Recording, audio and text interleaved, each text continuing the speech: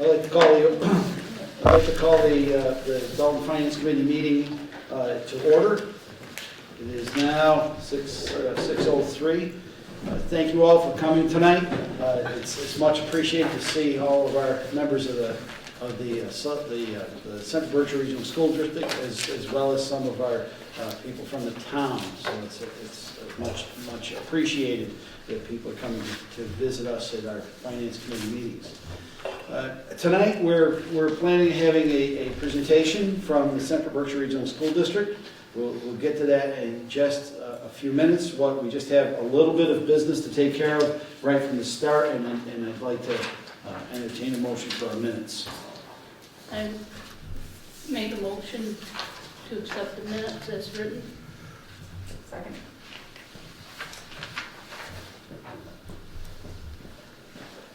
Motion has been made and seconded to approve the minutes for the Finance Committee for January 14th, 2026. Is there any discussion, any concerns, any edits?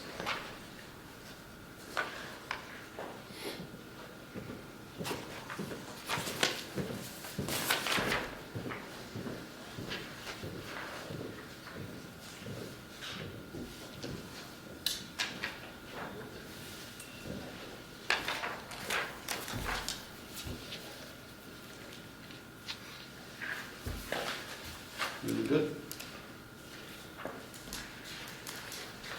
Seeing or hearing no further discussion, all those in favor signify in the usual manner. Aye. All those opposed? All of those abstaining? Motion passes.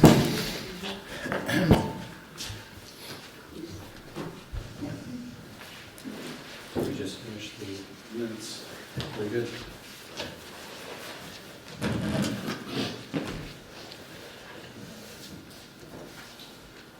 Mr. Chair, I'd like to consider taking the next agenda item out of order. In light of the fact that we're meeting as a group with the school committee today, I'd like to consider that matter next. Are you in agreement? I'm in agreement. Okay, well then I so move. Is there a second? Second. Motion been made and seconded to go out of the regular order of business to review new business with a presentation from the Central Berkshire Regional School District. Are there any other questions? Seeing or hearing none, all those in favor signify in the usual manner. Aye. All those opposed, all those abstaining. That is unanimous. Thank you. Central Berkshire, you are on the hot seat. Well, thank you for having us tonight. I'm Mike Canal, the Superintendent of Central Berkshire. I'm here tonight with our Director of Finance, Greg Bueno, Assistant Superintendent Rob, Principal Sawyer, Principal of Craneville Elementary, and two of our school committee and finance members, Paul Frell and Jake Everwine. We're here tonight as part of our commitment to just have open lines of communication around the budgeting process and really grappling with the same question of how to get the resources we need for our students and our staff, our schools, how to get those in place, while you as a town are also grappling with a lot of other needs, which we're aware of and sympathetic to. So we wanted to present our tentative budget tonight. This has not been formally recommended to the school committee yet, but because we wanted to get out to all the towns, we did ask the finance committee to be able to present this to you as a recommended tentative budget, which will go to the full school committee tomorrow. And so we'll go through the presentation. Feel free to ask any of us questions as we go, but we'll kind of get you to how we got from the 9.9 of our first initial budget down to where we're at tonight. So the first couple of things we were going to talk about was like Chapter 70 and the required contribution that's with the towns. It's something that I think is always in the budget that isn't talked about too much. It's just a number that's set by DESE, and we just move on from there. So the first slide that we're looking at, that local contribution, that is made up by the foundation budget, which the DESE, the state sets each town's foundation budget. That's how much the towns are required, or is they're not obligated, but the amount to educate their students in their town. That could be their school choice students, that would be their students going to Central Berkshire, as well as students going to private schools. So all of those students. It is then broken down into state aid, and the other half is the required contribution. So the required contribution is really one of the large factors for it is the number of students you have in your town. On top of that, there's a large formula that goes into property values and the revenue in the town, but a large portion, or the factor of it is your foundation enrollment, the number of students you have in Dalton. So that's one of the ways the required contributions come up with. The other piece that's happening in Central Berkshire and in the state is the number of students in the foundation enrollment in Central Berkshire, as well as the state, is down from last year.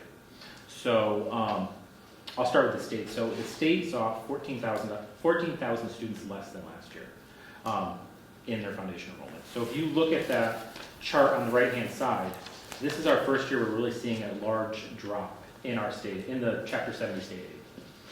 One of the driving factors for that is the number of students across the state. The other thing that happened in Central Berkshire for the first time is, Those 14,000 people dropped, what percent of the total is that? It's a good question.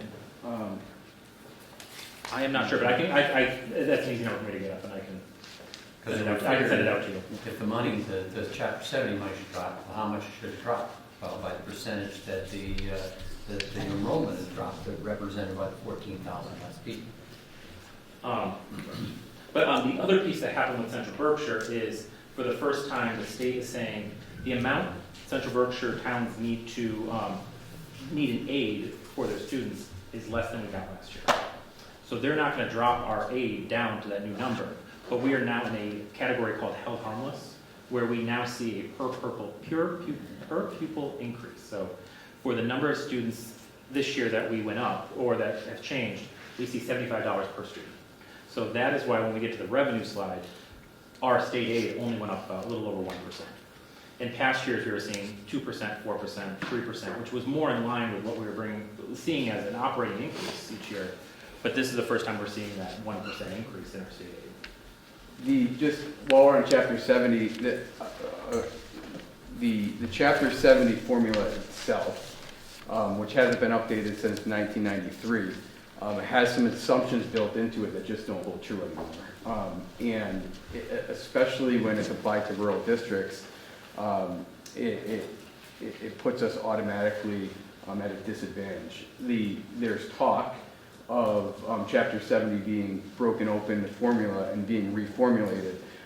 There's a worry for rural districts in that, because the advocacy for the urban and more populated districts have more political power in how that is redistributed. So as that gets opened up as a town, and we'll be in communication about it when that happens, but we're going to need advocacy from Western Massachusetts to make sure if that formula is readjusted, that it gets readjusted in a way that's beneficial to us. One of the assumptions, for instance, is that we're operating on a 3.97% special ed, and our real numbers are closer to 20%, right? And there's many different areas in that formula that are biased, but that there is legislation on the floor currently to look at Chapter 70, and so as that comes up, we'll need your advocacy, because it affects all of us.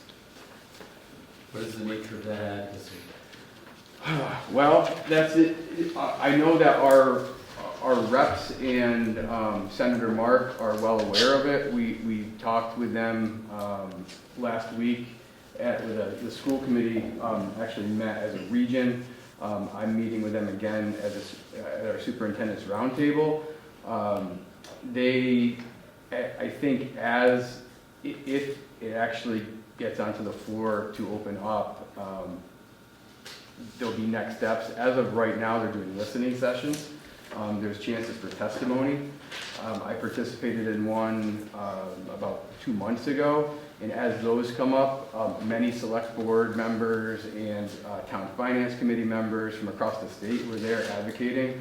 One thing that was heard very clearly is that the way the formula is currently designed, it's pitting towns versus schools. Towns are having to choose between a fire truck or a plow truck or a fire station or full police service in schools. And that was very well represented by rural and suburban schools from across the state. The only group that wasn't strongly represented were the urbans. But we heard it pretty loudly that just about everywhere across the state, the formula isn't working to fund our schools. Is there something we can do as individuals? So I have a letter written that's on our website. That's an advocacy straight to Governor Healy. I think that's a really good step. I think talking to Senator Mark and making sure that Rep. Davis knows that you're following that and are interested in, that chapter 7 conversation. The real leverage that we'll have, and we'll get to it a little bit later in the presentation, is on how rural aid is funded. Our advocacy probably would be better suited going towards rural aid advocacy as individuals and as groups, and we'll talk a little bit more about that at the end, and if it's unclear, I can come back to that. Have we engaged Ann Govey? What's that? Have we engaged Ann Govey, the Director of Rural Affairs for Governor Healy? I have not, and I'm not sure if our district has. The superintendent's district. I can check into that though. Might be helpful. Yeah, thank you. If you go to the next page, the one piece I wanted to point out is, so this will show the Dalton Foundation enrollment. So this is not the students that are being educated by Central Berkshire. It's the students in Dalton that are either going to private, going to Central Berkshire, school choicing out. We are seeing a drop in Dalton for the number of students. So for a while there, we did see a little drop, but it came back up. Now it's starting to go down. So we were last year at 864 for FY27, the foundation enrollment was 822. Where that fits into the overall budget of the 7 towns is that one right below it. And that's where a lot of our questions come, is that we have this average for our town assessments, but it is drastically different in each of the towns. So for instance, Hinsdale, they have not seen a drop in enrollment. They are actually climbing since they have more students now than they did in 2020 in their foundation enrollment. So when we get to the town assessments, that's why when you look at the average and then one for each town, Hinsdale is kind of sticking out because they have a growing population of students in their town. Where I believe there's one other town that has, they're the only town that saw an increase in the foundation enrollment. So that's just where I want to talk about that, because that question comes up, is that we talk about this average and then they're drastically different when you look at each town. The next piece I want to talk about was our excess and deficiency, which always comes up as a question. That is at the end of the year, our excess revenue and unused funds. They go into our excess and deficiency. In the past, we've had a very healthy excess and deficiency, or consistent, I should say, just under the max of 5%. If you look back to 2016, we hovered right below that every year. Last year was the first year we saw a drop, and we were expecting a drop. There were a couple things that happened. We had a couple unexpected things happen at the schools that we need to address. That was our first year without a premium and holidays. So in the past, our health insurance collaborative, Berkshire Health Group, has had very good years. They have a trust, and the trust had funds so that we could go into June knowing that our trust could fund that June premiums, and all the participants of Berkshire Health Group didn't have to pay the premiums that month. So that was for the employees and the employers. We were able to put that aside. For a district of our size, that's a good chunk of money. So we're budgeting for 12 months of insurances. We're not paying in June. That was almost $500,000 that we funded into our excess and deficiency each year. You had to budget it because you didn't know what was going to happen as the year went on. But every year where we had that under 5%, that was a large chunk of our excess and deficiency. We did not have that in FY25. The other piece of that is that really drove that is state aid. So we get reimbursement for our transportation costs. The state gives you what they think it's going to be in March, April of this year for next year. If the state's having a good year, on June 30th, mostly it's June 30th, I get a wire of money into our account, which is for sometimes $200,000, $300,000 more than we budgeted. That went right into excess and deficiency because we can't use excess revenue. It just automatically feeds into that fund. We are now budgeting closer to what we're actually seeing. We have a better I think the state has a better handle on what they have for revenue and how they're gonna divvy it out.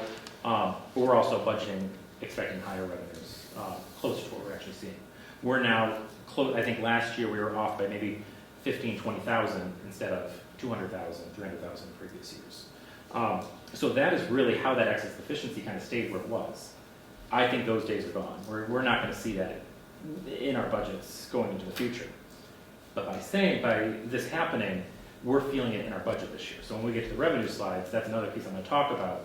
We're going to have a loss of revenues because we always used all but 250,000 of that excess efficiency, and it went right back to the town. So we took it right off the budget as revenue.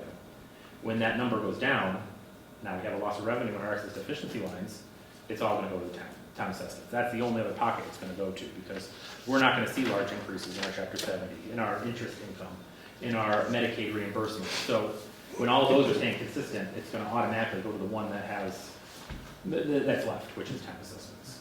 But we'll talk more about that when we get to the revenues. It kind of spells it out. We just wanted to put into perspective the countywide per pupil expenditure. So this number is the per pupil expenditure for all the students that sit in front of us, how much we pay per student. We're at $19,767 per student. That puts us at the lowest per pupil expenditure in the county. There are some that are higher that we couldn't fit on the graph because the lines got too close together. Southern Berkshire and Berkshire Hills are in the 30,000s, right? There's reasons for that, but the reality is our teachers, our administrators, our staff are doing a really good job getting excellent results for kids with the lowest per pupil expenditures in the county. And that just puts things into perspective, I think.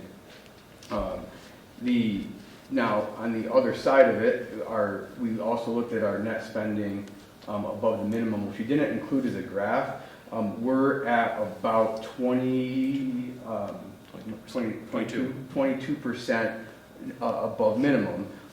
That puts us in the bottom third of the county. So when we're looking at how districts or towns and regional districts around us are funding their schools, we're in the bottom end of the half for net school spending, and we're the lowest per pupil. So I just, our teachers are working very hard. Like I said, our administrators to do a lot creatively with less than many of our surrounding districts. But we're also committed to keeping those costs down and continuing in that path. So we wanted to talk a little bit about how we've managed to keep that down historically. The next one, I'm not going to go too much into this one, but it's been brought up a couple times of just what does it look like in the past? What has hit the towns? What have our budget increases been? So on this slide, what I did is I broke it down into different columns. So the first column is our town assessments. That's the average. Dalton may saw a larger increase or a smaller increase depending on that required contribution, but this is the average for that year.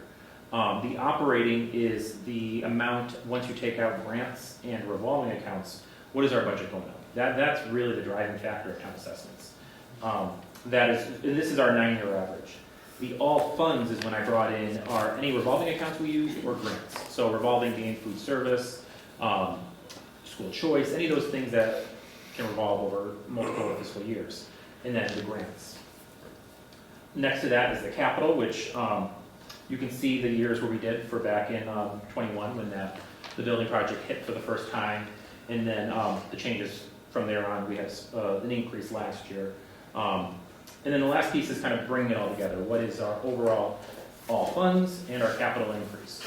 I also added a column, just so you understand what that one is. Those two highlighted columns, I just wanted to see I want to show what the towns felt, because even though our budget may have went up, if you look last year in FY26, our all funds went up 2.7, but the towns actually felt at 3.97. So that last column that's kind of off to the side is just those two highlighted columns, so what the towns felt over the last 9 years. So just so there was a picture. But so, before we move on. Yeah. So if I understand this table correctly, you're proposing, what is the line current telling you? So the current is, That's for FY '27? that's FY '27, so that's we not, should anticipate in the town's budget going up by, on average, overall, 7 towns, 10%. the 12%. Oh, 10%, yes, for the capital, 10.55. yes, you're right, 10.55, where we currently sit at this very moment. So that could be different as we move into the final budget, so I didn't want But to. that's correct ballpark. Yes. It's not gonna get down to 2, and it's not gonna be 20. It's gonna be somewhere, give or take, 10.5%. So it could be 9.55, it could be 11, but we're boxing it in with the center point kept currently at 10.55, right? Yes, I would say at this moment in time. Mm-hmm. So going into the final, depending on where the school committee brings us as we move from the tentative to the final, it could look different, it could be less. But, what was that? But I don't believe it would be higher. So that's our max at this moment in time. So somewhere between 9 and 10.55%, with 95% confidence. No, I don't know, Paul, do you want to talk about the finance committee's perspective on Yeah, where we're we going? have a couple levers that we can pull to potentially lower those costs to the town, but they're very serious conversations that we have to have because they do, I don't know what the right word is, impact, in a sense, it's taking from the future. For today, hey, there's a bit of a gamble. Understood. One of those is, and I think we'll get into this later with rural aid, where we can assume that it's going to be higher and hope that we get a higher allocation than we budgeted for. Well, being on a finance committee as you are, you can understand our position. We need something we can grab onto. Not that it's firm and it's rock solid, but it gives us a ballpark estimate. So we're going to be, my takeaway this evening is somewhere between 9 and 10.55%. We should be prepared for that. And if we have great umbrage with that for reasons we don't yet know, we would be certain to get back to you guys to make sure you are aware of that. Craig, if I ask, do you have the numbers in? Do you expect the change, especially in rural aid, in terms of revenue? So where we sit right now, so I'll give you a little picture of what rural aid looks like. So last year when we were doing our budget process, the governor had $16 million for rural aid. Central Berkshire, we received the most in the state for rural aid because of the demographics in our towns. So we were expecting to see right around $1.5, $1.6 million in rural aid. We put $1.2 million in the budget. We felt that was a safe gamble that if it came through, great. If not, we would have school choice or some other way to make it up, and we can make that decision. As the budget process went through the state, in July, end of June, early July, it was cut from 16 million to 12 million, so by 25%. We still don't know at that moment in time what our allocation is for Central Berkshire. As we moved into November, actually, that's when we get our allocations. So we had 1.2 million in our budget last year. We actually received 1.1 with the way the calculations worked out for us. Looking at this year's rural aid, what the governor has, they upped it to 20 million. So if it stays at 20 million, we would expect to see, right, if the calculations stay the same, right around 1.9. Currently, we have 1.2 in the budget. We kept it at the 1.2 we saw last year. We're at least right now in this moment in time hopeful that if it does decrease through the budget process, maybe it will decrease by the same 25%. We'll be over what we got last year. But with it being 20 million, with the possibility of 1.9, do we increase that higher from 1.2 to 1.7 to 1.8, whatever it is? That's the gamble that we have to, the finance has to kind of decide. How do you work with that? Because the one issue that I have with rural aid is the timing when it comes out. And I think Central Berkshire is really the only one that sees that issue at this scale. When you look through rural aid through the state, other districts are getting 30,000, 50,000, maybe 100,000. Some are getting just under $1 million, but we're the only ones that are seeing this $1.2, $1.6 million. So these other towns that are, I believe Hoosick would be seeing 300,000. They can do a project with that, but we started using that in our budget, and we have to kind of depend on it at this point to help the towns. So when we say this is too hard to spend this money, and when you get it to, no other towns are seeing, or no other districts are really seeing that issue, because our number is so much higher than these other districts. When the Commission on Rural Schools, led by Senator Hines, I don't know, 2017 or 18, did the study and came up with a figure in this idea of rural aid, the number then that would have created equity in the system for rural schools was 60 million. So in 2018. So we're really looking for a commitment to get that number up. Now, in all the negatives that we've heard around the budget this year, one of the consistent points of hope has been that rural aid will be funded.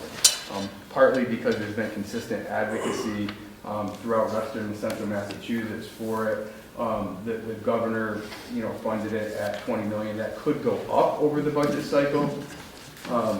I have been encouraging families and our school committee members, really anybody that I could talk to write to the governor, write to our reps know that rural aid is important to us, but the governor hearing that, the Ways and Means Commission also hearing how important rural aid is. If it doesn't get funded, it'll be devastating for a district like ours.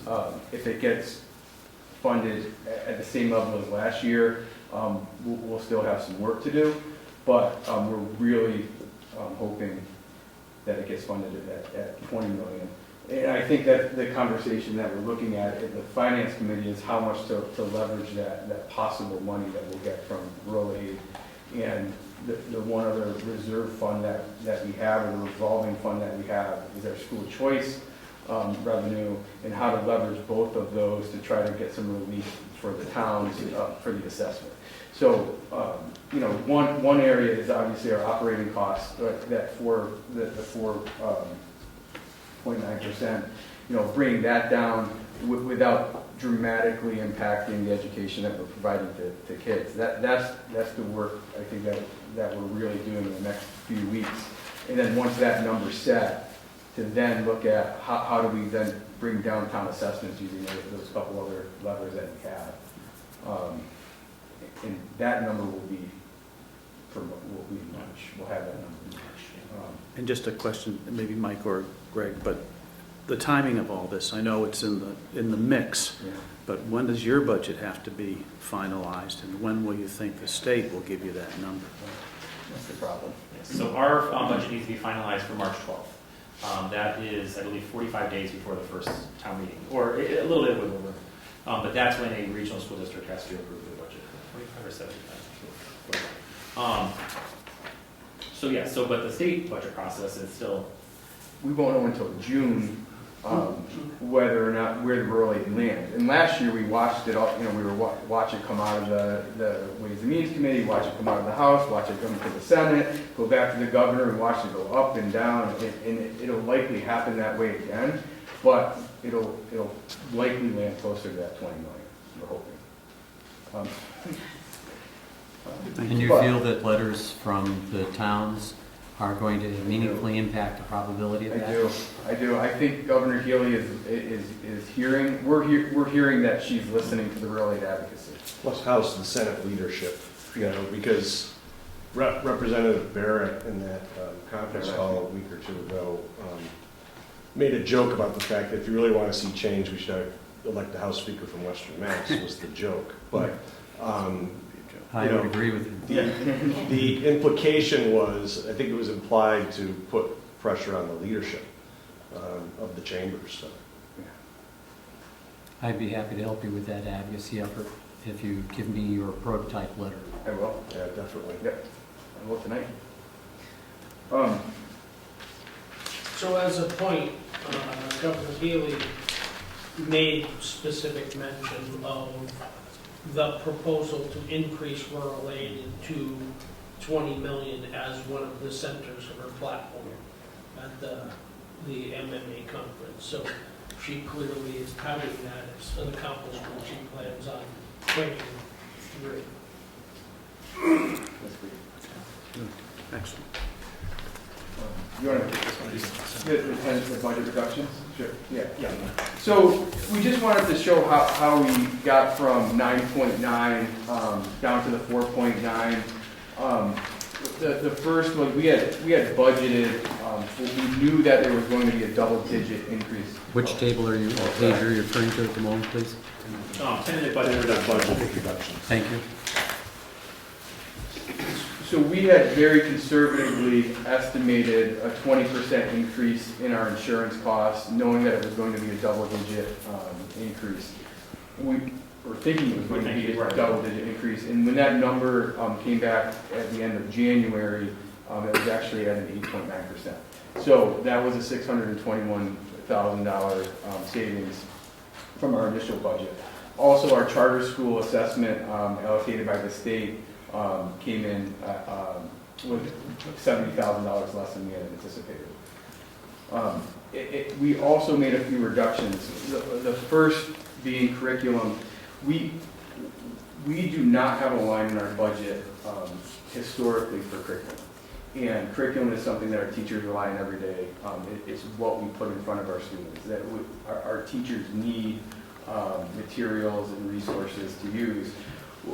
We have been, over the last few years as a district, moving towards more evidence-based, high-quality instructional materials that are really working to get results for our students with some really hard work for our teachers. We were recognized by the state for both math and ELA as being one of 12 districts in the state that have surpassed our pre-COVID numbers in both math and ELA achievement.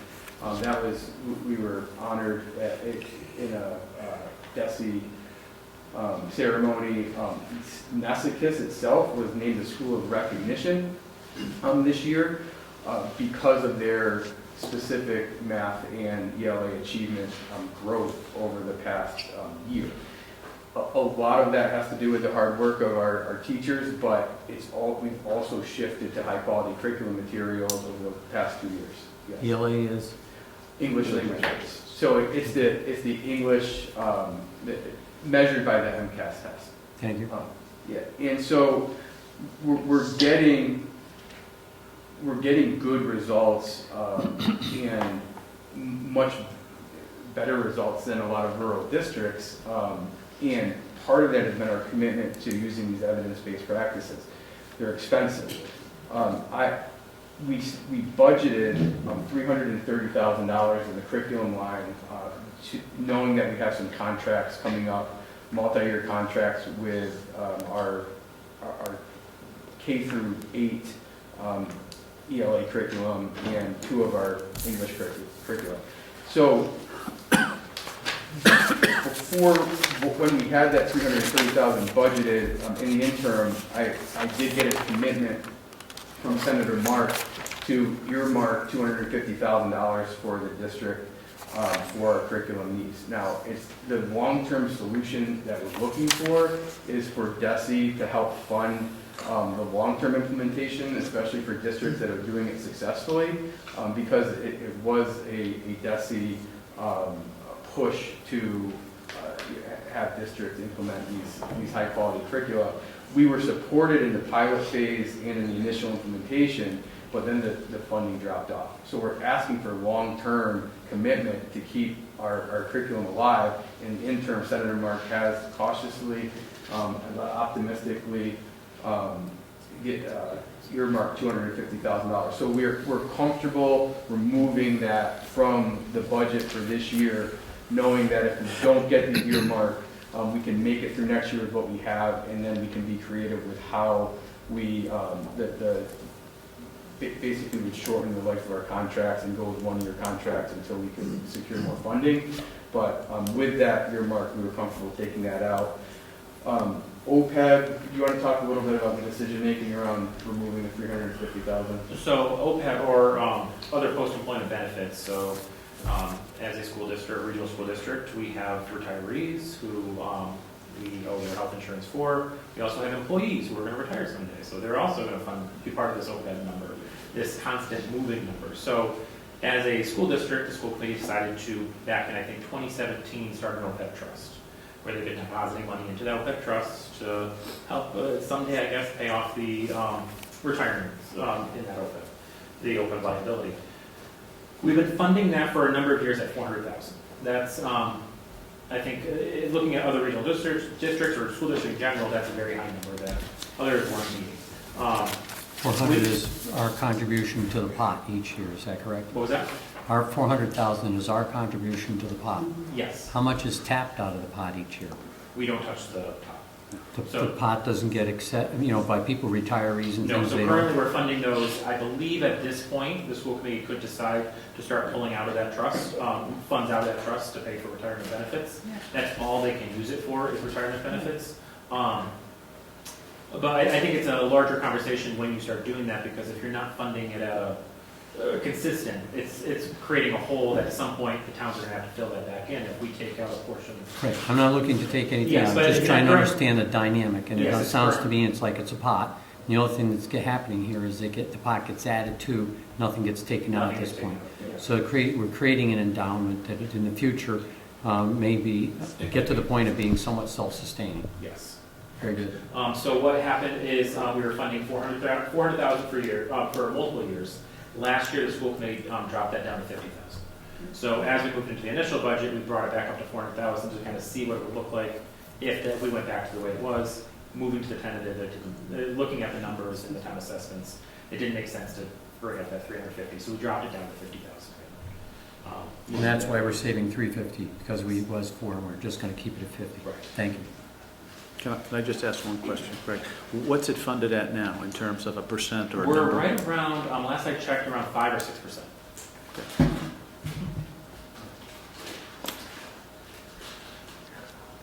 So our original budget also included the addition of some positions. The finance committee, as we talked through the initial budget, we're looking at a budget that gave CVRSD really what we needed in order to start closing some gaps. So we're very proud of the work that our district does every day, but we know that we could be better. And this move from good to great, we know that there's some places where we could use a few positions. And so we had put in 4 proposed certified positions in the budget and 3 classified positions with repair professionals to support some work.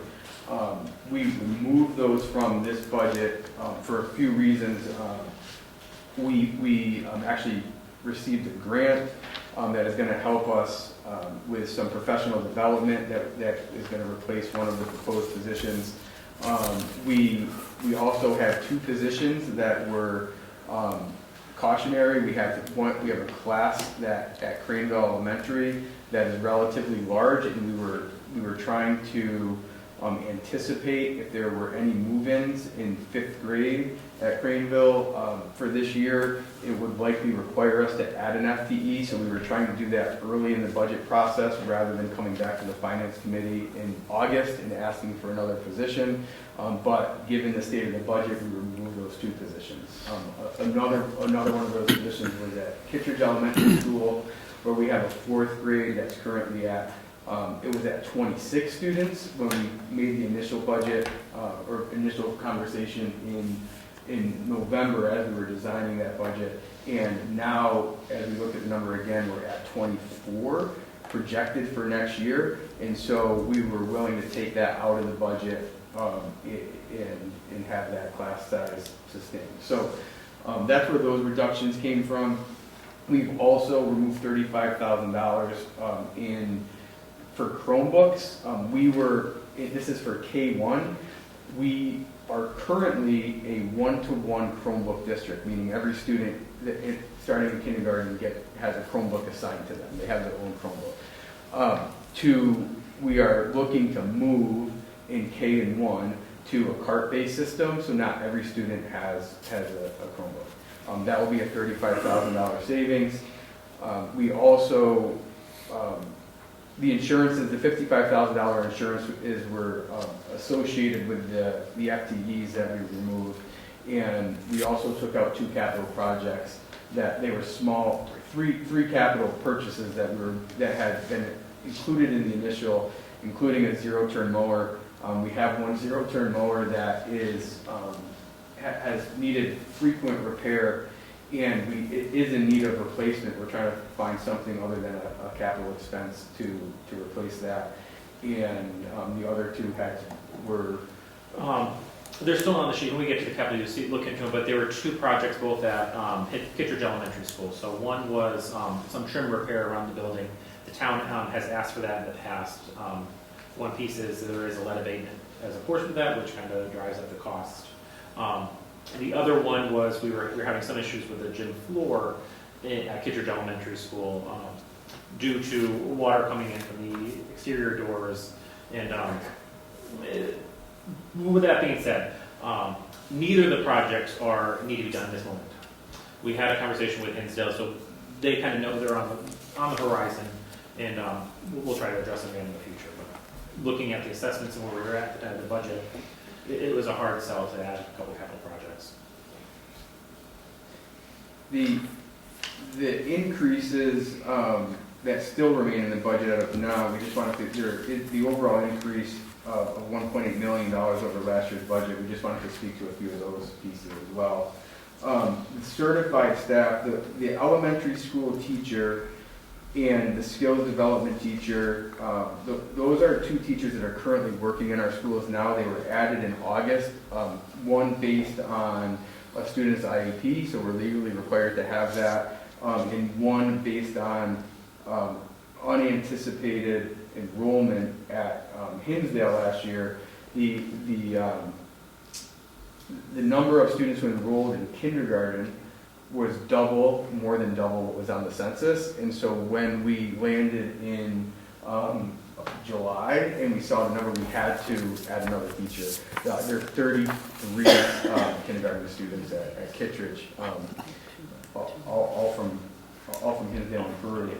And so that teacher is needed to follow that cohort of students. And there, again, that's a member or a teacher that's already with us today. The occupational therapist, increasing that by 0.4 FTE is again tied to services that we're legally required to provide students. So that's where those three came from. Same story for the classified salaries, the 4 paraprofessionals. Those were added in FY26 due to IEP requirements, and all 4 were students who moved into the district this year. So during the school year, they moved in, they had IEPs that had required services that we needed to provide. We had to add a staffing in order to accommodate that. And so those are additions to the budget because they weren't in the FY26 budget, but they are things that we need to have in to continue the legal services we provide to kids every day. The other $520,000 were contractual increases based on our bargaining units. Can I ask a question at this point? Mike, in terms, and it's nebulous, but I know in the past, you look ahead sometimes with the difficult waters ahead in terms of retirement, that is, getting younger people in at lower salaries. Is that also part of this mix? And I know it's... Yes, so It's a strategy, Yeah. right, for filling in, for sure, for filling our retirements that we'll be able to fill. I mean, do you see that moving in a positive direction in terms of dollars? If we get, I don't want to go too far down this, but there's also a shortage of young teachers. And we typically attract highly qualified veteran teachers from surrounding districts. But if there are younger, we're also open to looking for cost savings that way for sure. There's a lack of teachers in Berkshire County. Is that because of pay? There's not, our colleges have a lower number of students enrolling in teaching. Do you want to speak to this a little bit? One statistic that's always stuck out to me is, when the federal government and then the state governments got into essentially the school accountability business, right? You have the No Child Left Behind Act, the MCAS, and all these different things. One thing that correlates with that nationwide is the number of folks going into teaching went down. So in the late 1970s, around 1980, 25% of all college graduates nationwide went on to become a teacher. Now it's 4%. So, and I'm watching this take place because my daughter's actually a senior and going to be a teacher in college. But it's a nationwide trend, and Berkshire County is very much not immune to that. And what are the drivers for that trend? I think that a lot of it has to do with the way in which, this is opinion more than anything, a lot of it has to do with the way in which schools now have to operate within new federal and state law guidelines, which generally makes it more difficult to actually do the job of teaching. And I think that, you know, folks that are in college and looking to decide what to go into to teach, you know, I was a history major. I went in deciding to teach, but I had a lot of friends who, in the major that, you know, took a look at it and decided, you know what, I might even go into the world of business, because business, you know, the world of business was looking for, you know, liberal arts folks. I think that's a major driver, to be quite honest with you. I think other professions started to pay better too, quite frankly. I think that's another driver. But those are, I gotta be honest, those are opinions. Well, and, you know, our feeder schools, if you take a school like students who are in Springfield area colleges, who would typically come this way, our salaries are competitive in Berkshire County. Our salaries are not competitive outside of Berkshire County. So if somebody coming out of college has a choice between moving back to Western Massachusetts and teaching, or staying in the Springfield area and you know, making $15,000 more to starting salary, that's typically where they would go. So it's complex, but we're feeling it. One of the things that, you know, being at the high school for so long, one of the initiatives that we started was to try to inspire our Wacona graduates to go into teaching, to come essentially back home to teach. And we've seen a little bit of traction with that. And, you know, we've even partnered with BCC. We have a BCC professor who comes in and teaches semester-based early childhood education classes to our students. They get college and high school credit for it. So we're trying things to try to attract people back into the profession, or young people. But it's an uphill battle.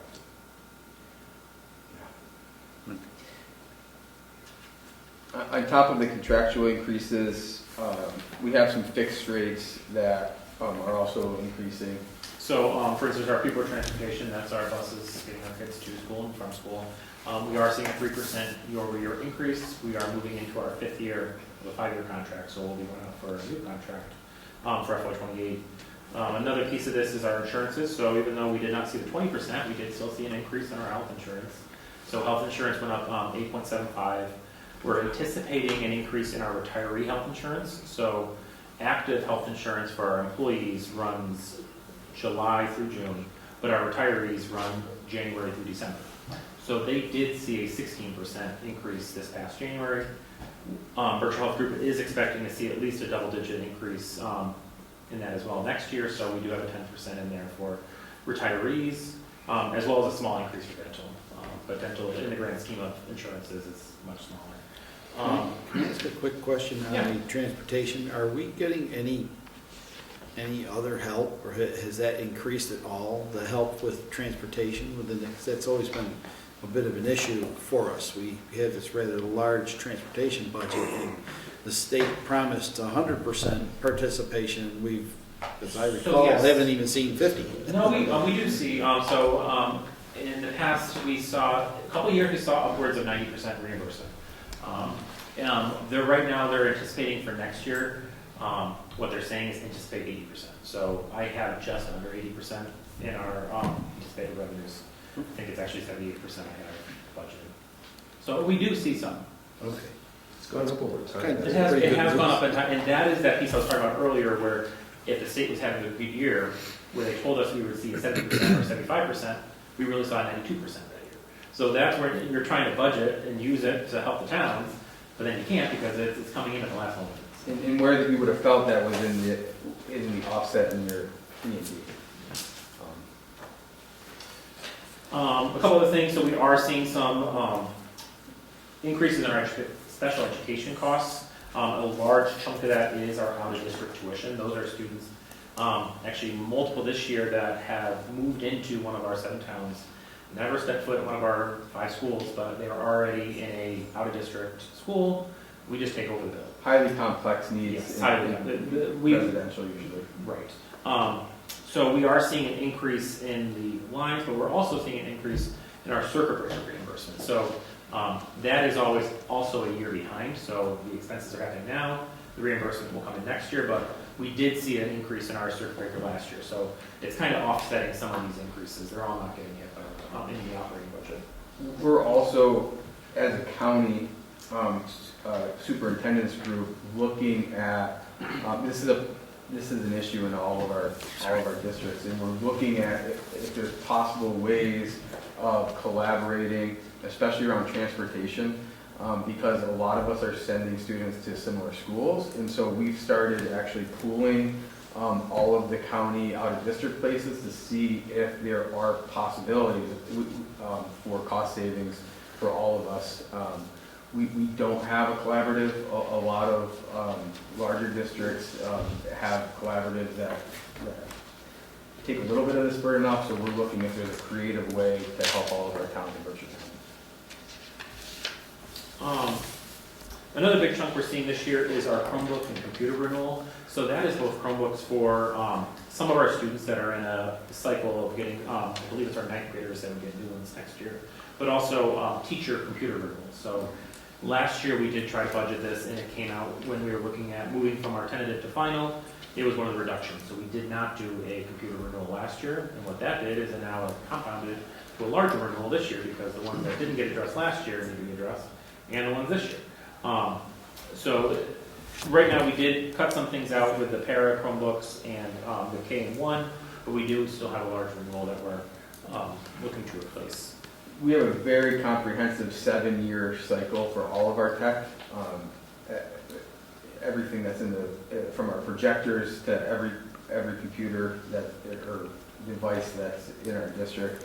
And our tech director will be speaking tomorrow night about the importance of, as closely as possible, maintaining the cadence of that plan, so that we don't get into a situation, especially where our devices are not secure, right? Because cybersecurity is at the forefront of organizations, and we don't want to be susceptible to cyber attacks because of outdated software and hardware, and so that's part of the consideration as well. I also want to talk about, we did have 2 fairly large reductions in our budget going year over year. They're hidden in all the increases, but one being Berkshire County Retirement. So that is our assessment set by Berkshire County Retirement for some of our retirees. So that is anybody that's not part of mass teachers. So it would be our custodians, our paraprofessionals, our admin assistants. They pay in the Berkshire County Retirement. Over the past 5 years, we were seeing some large increases in our assessment set by them. That was getting to a point where we could level off. So we are seeing a decrease this year, and we should see more manageable increases going forward in FY 28, 29. But that is set by Berkshire County Retirement. The other piece is our contingency expense. So Central Berkshire's budget has always had a contingency expense of $250,000 and a contingency revenue of $250,000. They cancel each other out. That was there for the one purpose is if we received more state aid from the state, you wouldn't have to go back and amend your budget because you received more aid. You have that additional $250 embedded in your budget.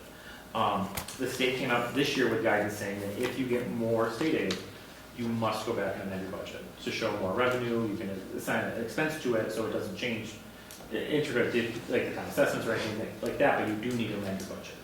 So if that's the case, it makes no sense for us to have these 2 contingency lines that do nothing. So this is just a clean up to move into FY 27 with a more clean budget. Because if you go to the next slide, which is our revenues, kind of all these little pieces we've been talking about, this is where they kind of come out. So we were talking about state aid, so that's our Chapter 70. That is that we're in that health harmless where we're seeing that 1% increase year over year. Chapter 71, that's our reimbursement from the state for transportation. We're budgeting that closer to what we're actually receiving. So That went up just over 1%. Looking at transportation revolving, that is something that is tied to E&D, but also the excess revenue we brought in past years in Chapter 71. We're not bringing excess money in from Chapter 71 anymore. We are seeing a steep decline. I believe that number is going to go lower next year as we move into FY28 as well, but that's tomorrow's paper. Charter school reimbursement, that's set by the state. We have a reimbursement, but we also have an assessment in the budget. Our assessment went down, but so did our reimbursement. That $250,000 is our contingency revenue, just being removed from the budget. And then as we go down to other revenues or local revenues, the two large changes is we are seeing some healthy earnings on our investments. This is something I'm still keeping an eye on to make sure nobody knows what tomorrow's paper is or what the interest rates are going to be. But I did have a conversation with our treasurer, and he does feel comfortable with this month. But it's something I keep an eye on as we move into the final budget to make sure. The large pieces are excess and deficiency. So that is that 3.6 we saw earlier slide. We are seeing a large decrease. So when you're seeing a large decrease and it's not keeping up with overall revenues, the remaining increase is going to hit the town assessments, and that's where it's sitting right now. Where it's sitting at 12% as per the tentative budget. Just to talk very quickly about the other funds at the bottom. Just to Luke's, pardon Yeah, me, no, just go a ahead. second. That's where that $20 million for rural aid comes in. So If that gets in there, then we get the 1.2. Is that, am I understanding the earlier right now we have conversation? 1.2 in revenue. So if you go down to that other revenue sources, the grant funds, we're seeing a $100,000 decrease year over year. But that is where we have $1.2 million in rural aid in our grants. That is where the conversation is, do we increase that 1.2 to 1.4 to 1.5? That would increase these other funds, which then would not lower our 4.96 overall, but it would lower our town assessments. It would just be moving revenue sources around. Mm-hmm. The other one, revolving, we're seeing a large increase. There's two things happening there. I talked a little bit about circuit breaker reimbursement. We saw more last year, so we have to use that right away.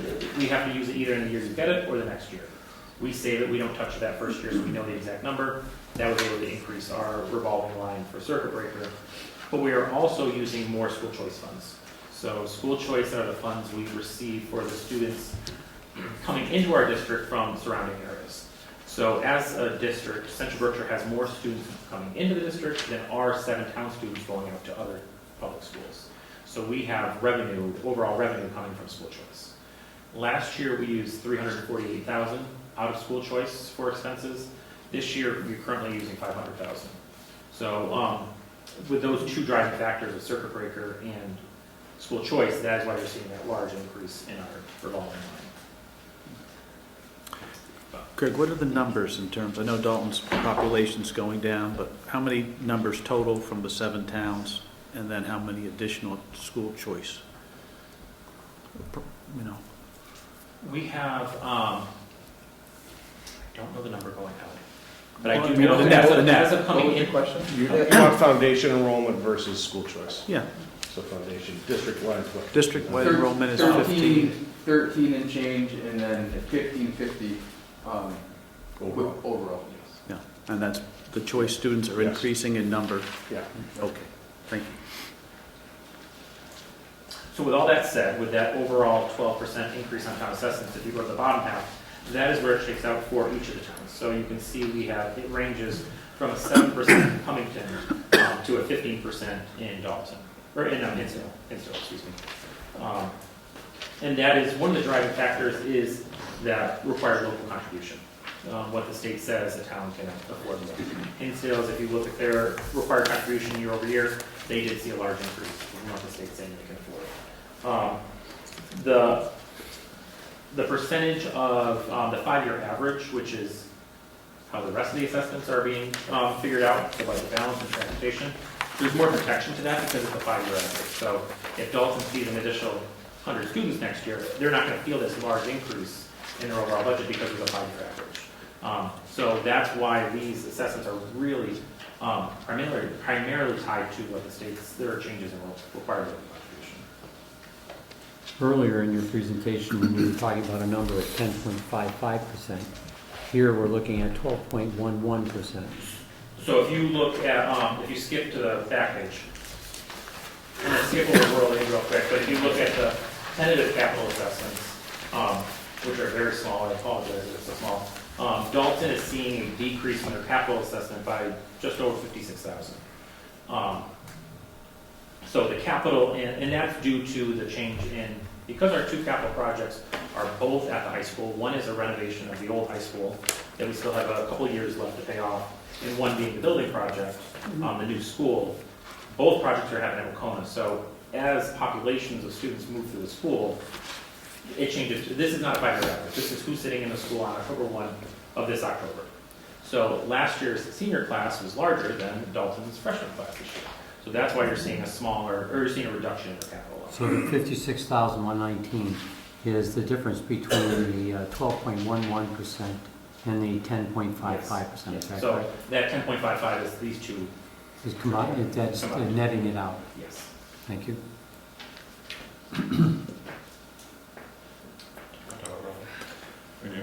Okay. So that is where we sit. This point in time. Appreciate it. If you have any questions, or more than happy to take any, or if you don't right now and you do think of something after you leave next couple days, please don't hesitate to reach out. We're always happy to answer questions or come back if necessary. Just a comment, it's remarkable that we have the lowest cost per student in the district, and yet one of the highest quality educational systems in the county. So that's a credit to CDRSD in the state. Thank you. So as far as our next steps, we have a month almost exactly until we'll have a final budget. The finance committee will meet several times, and we've been tasked with trying to bring down, finding any operational savings that we can to bring that number down in a way that has the least impact on students as possible. And we're committed to doing that work. We have meetings with building administrators and directors for the next couple of weeks, where we're really taking another really close look at how we're doing things. I'm looking for opportunities for savings, and then also trying to find those levers around rural aid and school choice to relieve some of the pressure off of the total assessment. So we'll be back.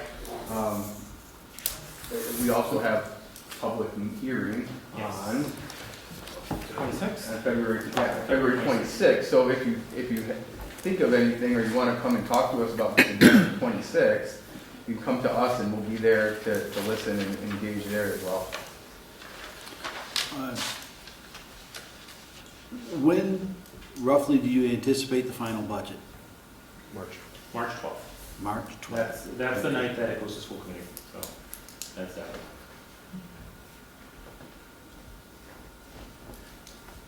Thank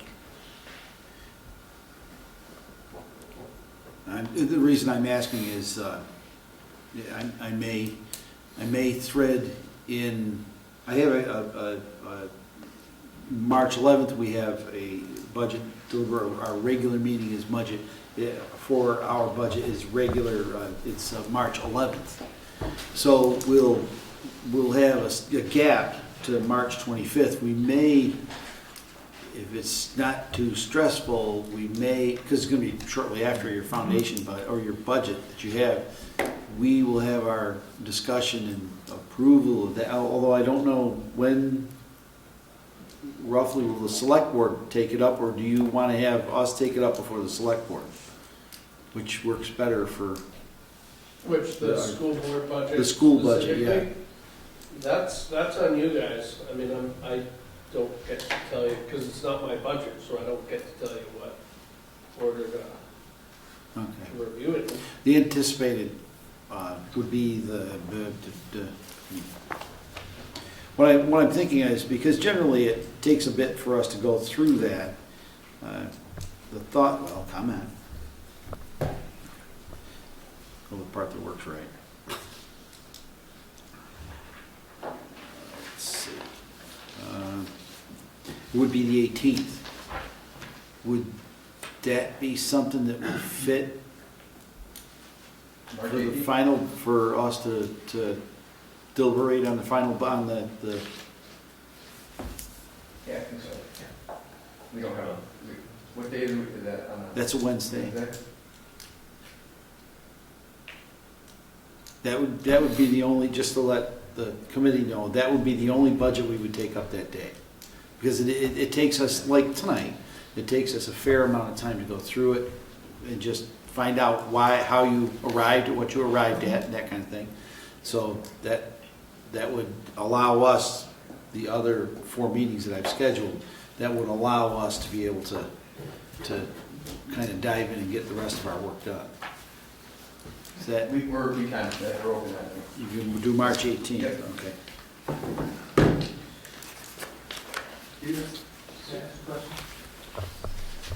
Mr. Chair, Yes, I'd like to ask a question. yes, sir. Jacob, I'm on the school committee and on the finance subcommittee. Do you have a reaction tonight to the budget? Because we, as a finance subcommittee, need to go back and work Mhm. based on what we're hearing from the towns, and I'm not seeing a reaction necessarily. It just let you know, it's extremely hard to get a reaction out of this bunch. We've tried for years. It's pretty close to impossible. But to be honest with you, from my viewpoints, my opinion only, judging from what I'm seeing, it looks, you have a lot of uncontrollable things with a lot of uncontrollable chips in your budget that are kind of moving. And 9%'s a lot, without a doubt. We've dealt with that over the years, and my feeling is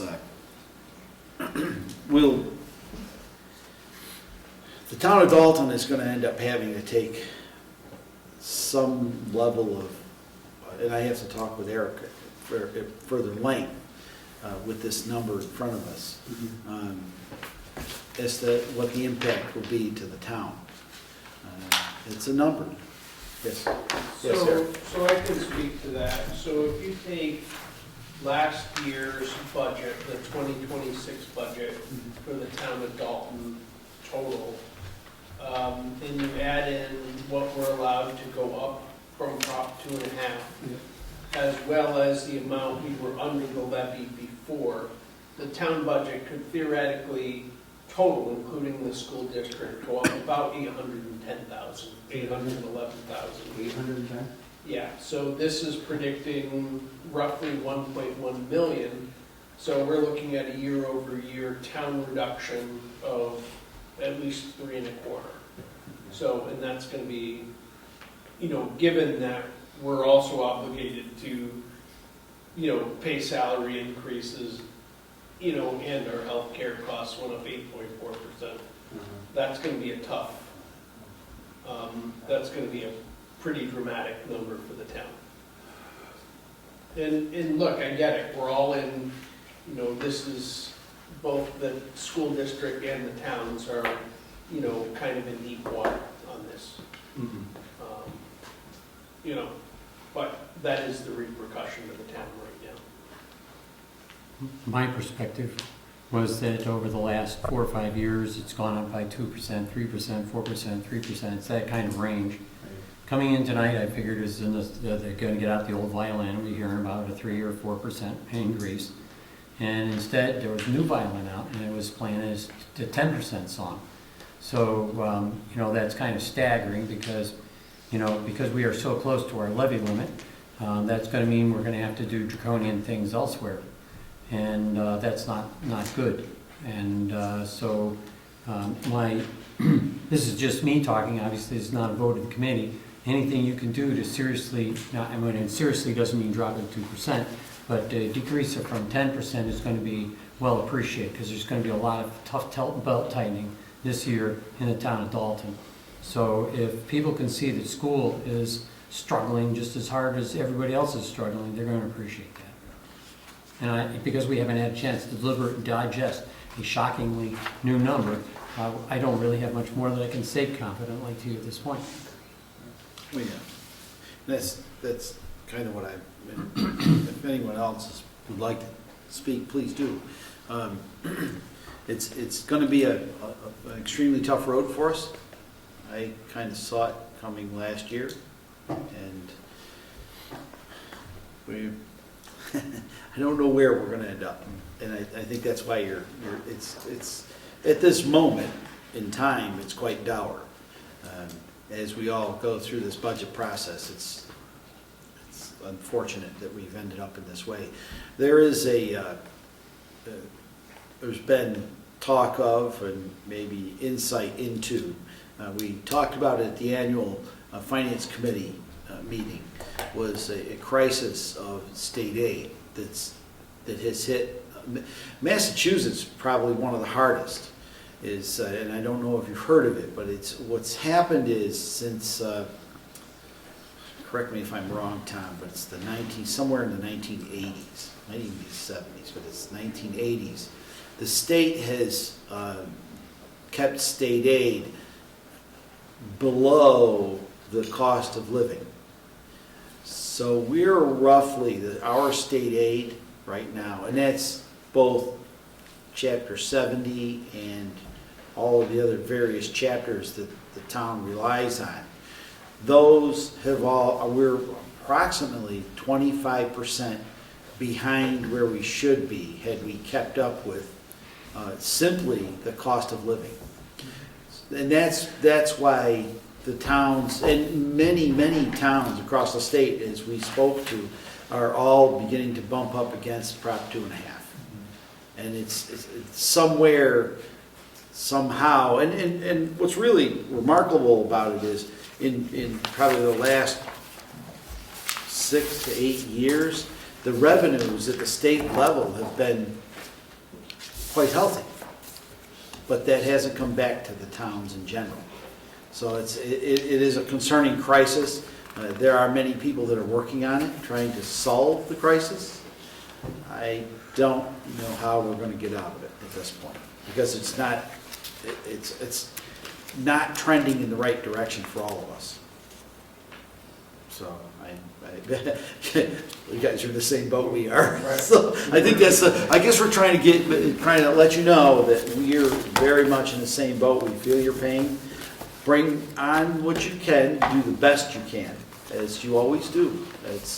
You've all done exceptional work in the past 5 years. Well, I've been at this since 2019 as the chair, and ever since then, you've all worked extremely hard to kind of bring us a budget that we can work with. We're gonna do that again. Thank you. Thank you very much. It's much appreciated. This early on discussion is extremely helpful for us. And considering that we're 61% of the whole thing, it's important to be able to have this conversation in advance so that we can make our plans through the process. So it's quite refreshing, I might add. So, Well, thanks for having me. thank you very much. Enjoy your hard work. Thank you, guys. Appreciate it. All right. Yeah, I'd like to just let everyone know, let's take a 10-minute recess, let things calm down, but we're going to get back together promptly in 10 minutes. All right, let's get back to work here. Let me shut my noisy thing off because when that goes off, it's rather irritating. So, all right, everyone. Motion to go back. I'll accept the motion to go back into regular business order of business. So moved. Motion been made and seconded to go back to the regular order of business. All those in favor signify in the usual manner. Aye. All those opposed, all those abstaining. That is unanimous. Thank you. All right. Next order of business will be a report from our capital planning committee, with which we have 2 members seated on that committee. It is Tom Irwin and Karen Schmidt. If you would, please. The Capital Planning Committee met for the first time on January 29th, and we set out that we have 2 or 3 things that are high on our list. We need to understand what it is we need as features on any capital plan proposal. We need to, actually, it was an item that they wanted us to discussed with the Finance Committee, which is what's the threshold for considering any capital project, such as a $10,000 budget and a 5-year life expectancy for the item. And the other piece that we're doing is we're also incorporating the town's master plan into our annual planning, drawing out from it whatever might be relevant to those 5 years we're looking at, plus also from our deliberations then feeding back into that master plan, whatever it is that we have found that could potentially add to it. We are going to meet from June and through the middle of January, and have a hiatus between January and the end of May. We have our next meeting at the end of February because we need to establish what the criteria are on any project that is going to be considered for capital planning purposes. So that's kind of where things stand. And if there was anything that we could do this evening, would be potentially to consider the subject of what would that threshold for capital projects be. Well, if you'd like, we could, under this agenda item, we can have a motion for that, if we can have one, please. Okay, to initiate the conversation, I'll make a motion that the town of Dalton adopt a $10,000 cost and a 5-year life expectancy minimum of any item being purchased as the threshold for consideration by the Capital Planning Committee. Second. Do I hear a second? Yes. That lovely lady Okay. at the end there. All right, thank you. Motion been made and seconded for the threshold for the Capital Planning Committee to be $10,000 with a 5-year life expectancy for any items to be considered. Is there any discussion? Yeah, Please feel free. I thought it was at 15. Well, 15,000? There was no it? threshold set, where there was just, I thought there it was we discussion. were just discussing it. Correct. 15 is the. We can as a committee adjust this. So we Correct. can I only, certainly adjust it. This is just the beginning of the when I discussion. threw 10 out, that was just to get the conversation going, not to establish it as a solid, we have to do it that way. I do want to throw in, if I may, Mr. Chair, that the town of Lee has a threshold of $5,000 in 5 years.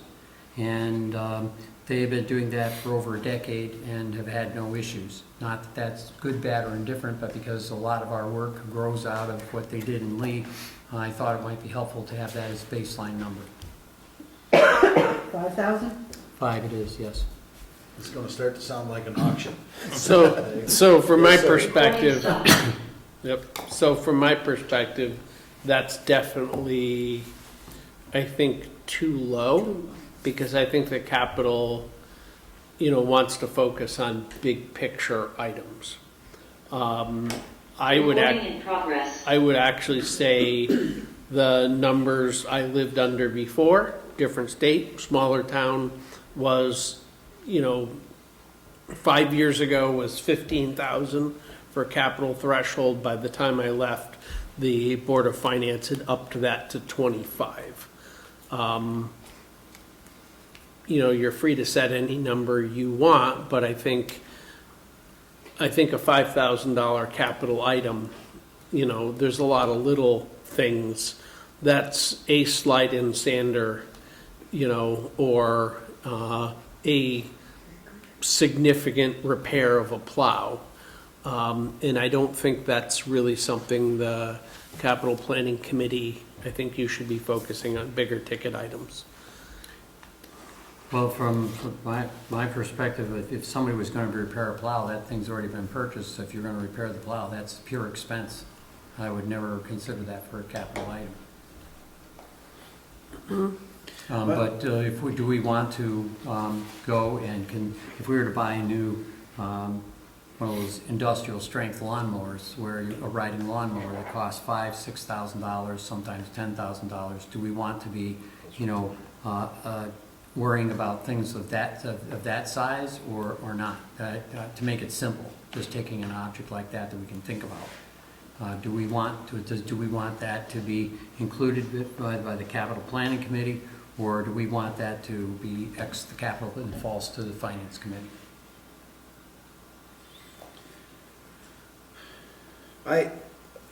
From kind of a longevity viewpoint, kind of because I've been at this rather long, and kind of watching the way the town has been going about our capital planning and capital expenditures and things of that nature, I would be inclined probably to, 20,000 seems rather high to me.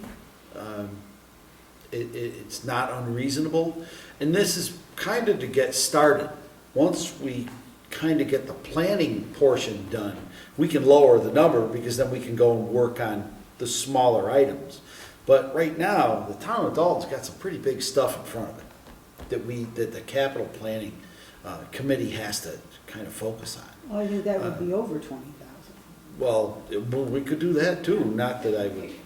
That's Yeah. you're gonna leave a whole lot behind if you. I guess my feeling is you're gonna leave a lot behind if you go past 20 grand. You're gonna leave a fair amount of stuff, because during capital planning, and a skag mower, I'm gonna use that as an example only because I've got a rough idea what the price is. They run anywhere between $20,000 and $25,000. So you have to manage a fleet of those. That's because we have, I'm sure if Bud was here, he's probably got, what, 4 of them? Yeah. Maybe 5 of them. So you basically, it's like a fleet of vehicles. So to some degree, those need to be managed, and you have to know and understand and how often those need to be replaced. And do we find a different style or a different type of piece of equipment that's going to go for a longer period of time? Do you kind of follow that vein of thought? So I don't know what the life expectancy is of one of those mowers. I 6 have years. no idea. Is it 6? All right. So that takes. But I think the other 5 part, years. I think the other part that the capital planning committee has to do is, we're gonna have an X budget, whatever that number is. $5 million, I don't know exactly what the number is, but it's gonna be some number. And part of what we're doing is we need a sufficient granularity, sufficient, not things that we can touch, that we can decide how we're gonna create that $5 million worth of expense in any given year. And if we don't have the ability to look at and recommend on things that are somewhat smaller than 20, we may not be able to move around some of those smaller pieces and say, no, if you can hold on, because we need to put in, get 2 police cars, whatever the silly thing is we need to get. If we can put off those 2 mowers that you wanted to get, so we can do this. If we don't have that ability to get to that level, I don't know that the capital planning committee is going to be able to do part of its job, which is how much gets spent in a given year. Where does it get spent in a given year? Because we won't have enough pieces to play with. I don't want more work. I'm not asking for that for more work. I'm just recognizing that that's going to be one of the things we're going to have to do. I think what it comes down to is that we have to decide how much minutia we want to get into. It's going to be really daunting if we go too low. I think it will be doing the work that maybe the town manager, is already doing, and making recommendations or, choices and talking with his department heads, so. Yeah, see that, and that's what I was kind of thinking, is that it would go toward the lower stuff would kind of fall toward almost like a budgetary thing. Once you get down, I would have to say anything under $10,000 is probably going to end up being more or less a budgetary thing. The Right. standard is $10,000 for capital expenditures. At least it has been in the past. Now, to go up to 15,000, then I wouldn't disagree with that, because in this day and age, $10,000 isn't a lot of money No. to get anything that's big. Well, that's what I was It's thinking, capital. what you're saying, the 20,000, I'm good with 15 to 20. Yeah, Yeah, I agree, think I agree with the 20. Yeah, I think one of the biggest things we're missing is experience. Because we're all sitting here with zero, unfortunately. Because if we had experience with Bang, the answer, I think, would be obvious. And as the chair of the committee, I'd rather take on more burden the first year than miss things. So I would go with a lower number rather than a higher number. And being the chair, you know that you're going to be doing the most of the lifting. So I recognize that I'm asking to do more lifting. But I think I'm not doing it for myself, obviously, because who wants to sweat more? But I'm in the best interest of the town. I'm thinking that a little bit smaller number is going to help me help you more than a larger number would. So the number I was inclined to was 10. I'm hearing 15. I don't mind going, or 20. I don't mind going to 15. I'd be uncomfortable going larger. 15's a good number. At least to start with. It's Right. not set in stone. Right, here's the thing, the finance committee can adjust that number at any Yeah. point. Yeah, We can, if we see that the committee's inundated, going through their process, we're seeing I don't want to say a lack of progress, but a stalled progress is probably more. If we see that, then we can adjust the number accordingly. And that can be done at any point. So if someone would motion to amend, we certainly could do that. I make a motion to amend the recommended amount for a capital project to be increased from $10,000 to $15,000 and to continue with the requirement that the product that is being considered have a life expectancy of 5 years. Or more. Yeah, 5 years at least. A second, please. Second it? Motion been made and seconded to amend the motion from $10,000 to $15,000 with 5 years or more of life expectancy. Is there any further discussion? None here. Hearing or seeing none, all those in favor of the amendment signify in the usual manner. Aye. Aye. All those opposed? All those abstaining? That is unanimous. Now on the main motion. Main motion reads a recommendation of $15,000 or 5 years or more of life expectancy for the threshold for the capital planning committee to take a look at. Is there any further discussion on the motion? Seeing or hearing none, all those in favor signify in the usual manner. Aye. All those opposed? All those abstaining? That is unanimous. Thank you very much. 15K. You work with that? Yep. Thank you very much, Eric. I'd work with it if you told me 3K. Choice. It's all right. We're quite amenable to the work that you do. Thank you. All right. Now, how about a report from our policy committee? We got nothing? That's okay. No, we got some, we did meet a couple of weeks ago. And we took a look at it. And we went through it, so there's some editing and some increasing. We did take into account Eric's letter regarding contracts. So it's just a matter of just putting some things together and getting together and meeting again. Once we get it, we are going to send it to the whole board because we're going to definitely need your input on it. It's just going to be a rough draft. So, I haven't had time to type it yet. Okay. No, it's good to hear that there was some progress. So you did have a chance to go through Eric's proposal? Yeah, we went through the whole policy. Okay. There was a sample one that was done, so we took that and we started to edit, add. We took a look at the letter of contracts that Eric had put together for us. We're going to incorporate that into it as well. We're probably also going to incorporate the bylaws into it. So there's some things that we need to pull together.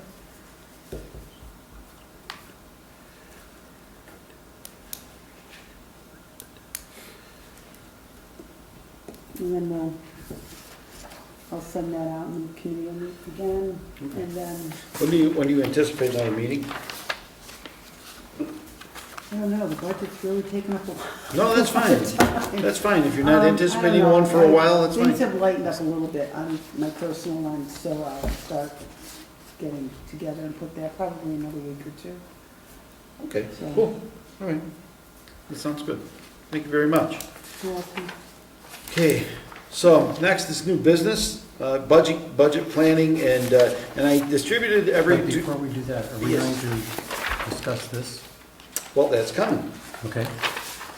because we don't have a committee form, so we won't hear from that just yet. It is indeed in the agenda.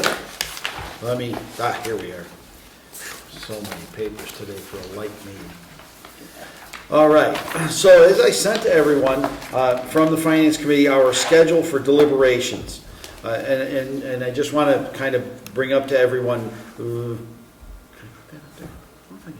no, I don't, no, the computer went a little nuts today, so I don't have it to put up there. I wish they did, but I don't. No, I can't. I can't get onto my Finance Committee folder because this thing won't talk to it. I tried earlier and it won't talk to it. So anyways, I have a new computer coming. I'll have that soon. At any rate, we have I put together a schedule to do the FY 2027 budget deliberations. Our first deliberation meeting will be February 25th. It will be deliberations only. So we won't be doing any transfers. We're not going to talk about any of the other things that we normally go over. It's not a regular scheduled meeting. The public is still very welcome. It will be on Zoom, so if you'd like to go through the Zoom link, and the public can have input as well at all of our deliberating meetings. So on March 11th, we have that will be a regular meeting. So we'll be talking about any other things that come up. Transfers, things of that nature. It'll be a more regular meeting. We'll go through that. And generally what I try to do is get through all the other things in the meeting, and then we go right into deliberations. So, all right. The next is, and this isn't on the schedule that I gave to everyone, that will be March 18th. That's going to be the meeting with the Central Berkshire Regional School District to discuss their final budget. So we'll deliberate and we'll decide whether we support, want to move forward, suggestions, things of that nature on the 18th for that budget. So, and that's the only budget we'll discuss that night, unless we've fallen dramatically behind between the 25th and the 11th. Now, on March 25th will be deliberations again. We'll be deliberating on all of the various budgets. And the 26th, the day after, is an alternative date. But judging by the good news from Eric and how things are coming together, if we can get after the budgets and so on, we may not need to do the 26th. But that will be a mop-up date. 2 days in a row, is that correct? Yes, it is, 25th and 26th. Yeah, of That was March. good time. And we've typically always done that kind of thing because we want to be complete with the budget process so that I can finish writing the Finance Committee report and have it on Eric's desk for April 1st. Actually, it's Lori's desk, not Eric's. So, all right.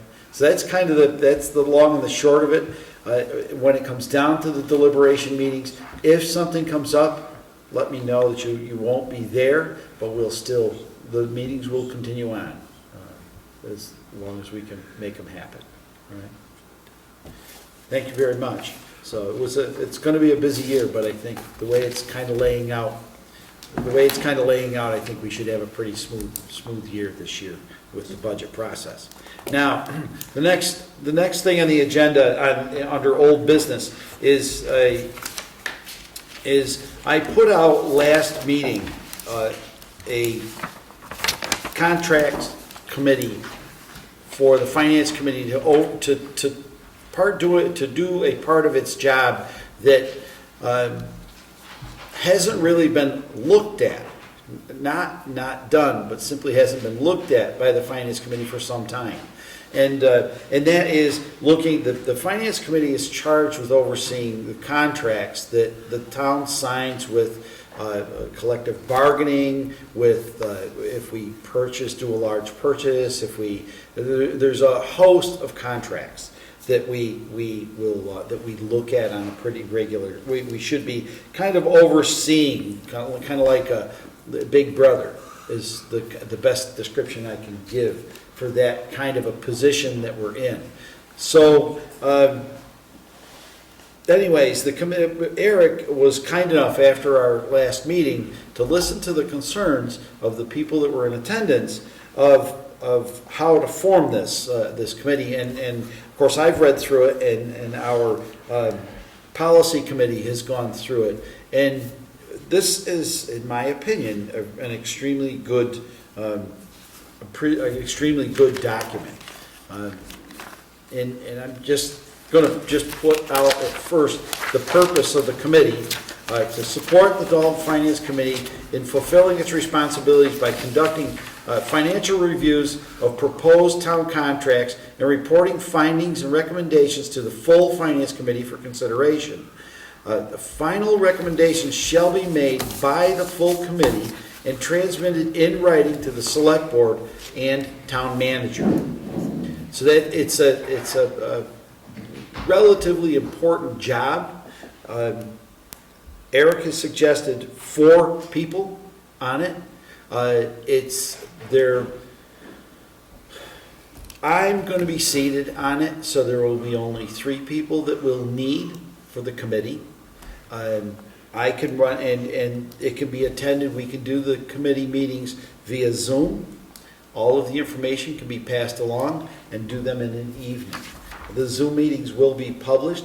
They are public meetings, so they will be announced.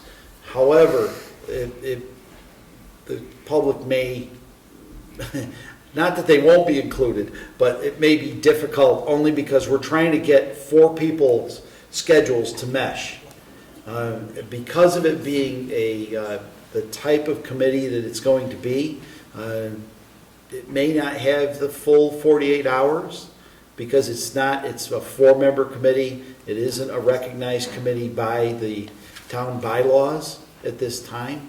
So we're outside of some of the open meeting rules, not on purpose, more of we have a lot of work to get done. We'll make sure that it's in on the schedule. People will see it. I believe it'll be titled, and correct me, Brittany, I can title it within under the Finance Committee and somehow title it Subcommittee. I don't know when the scheduling, I haven't tried it in the scheduling yet. So it'll be something of that nature. Heather would help you. Yeah, I think Heather could help me get that. I haven't looked into it, I could look into it. Yeah, so we can, when we post it, people will know what it is. But because of what it is, I want to make sure that it's, the contracts subcommittee is a very open and transparent process. That's the object to it, all right?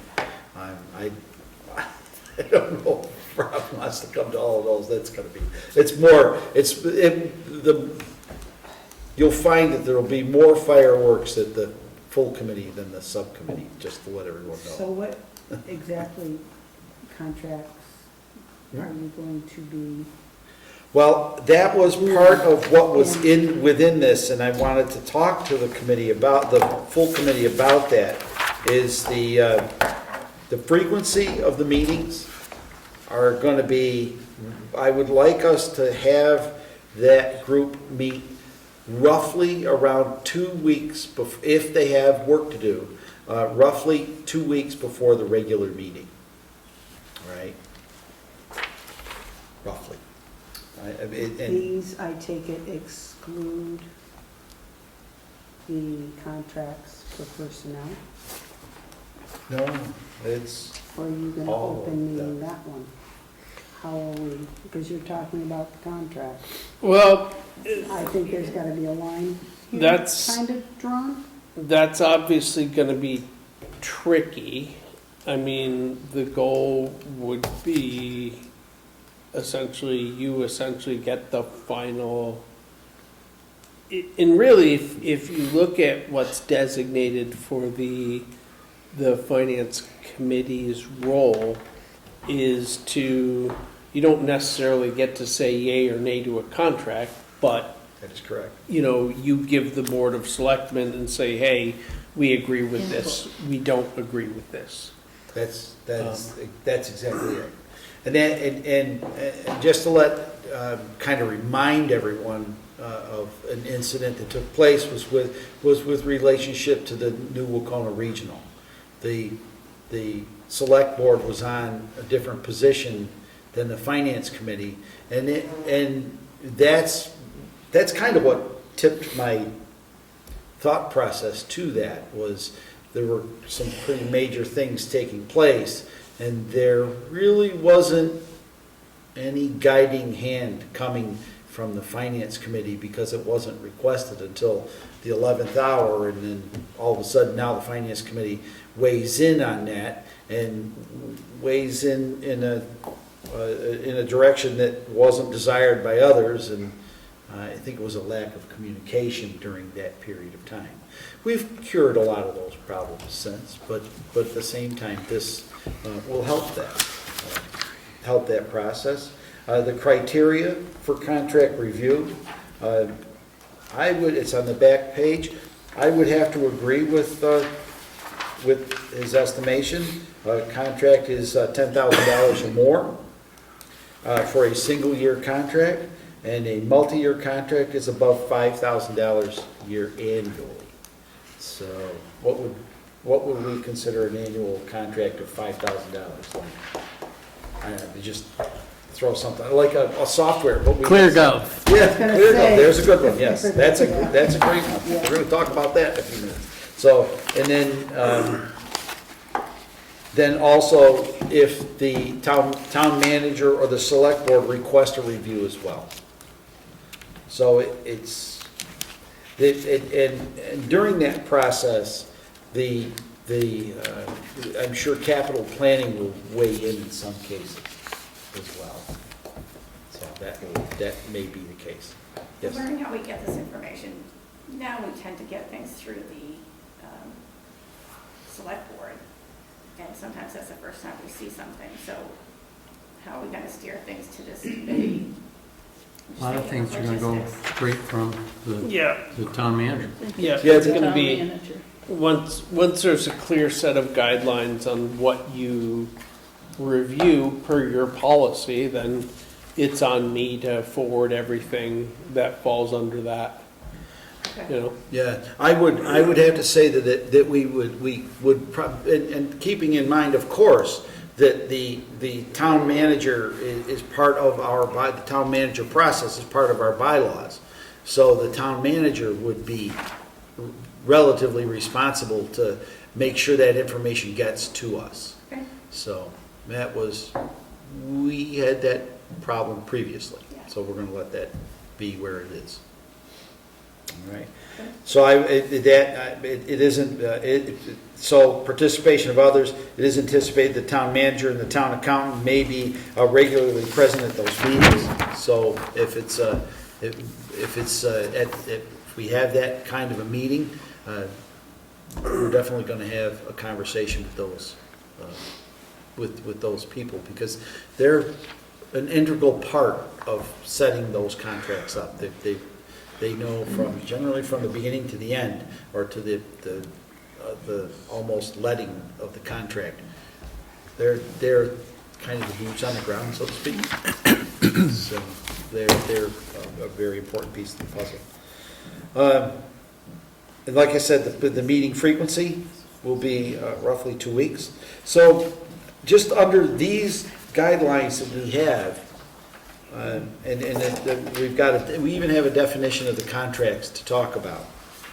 For the purpose of contract subcommittee, a contract shall be any financial agreement that the town of Dalton is considering with a third party to the town. Any contracts any contract that goes out to bid. Labor union contracts, that answers part of your question.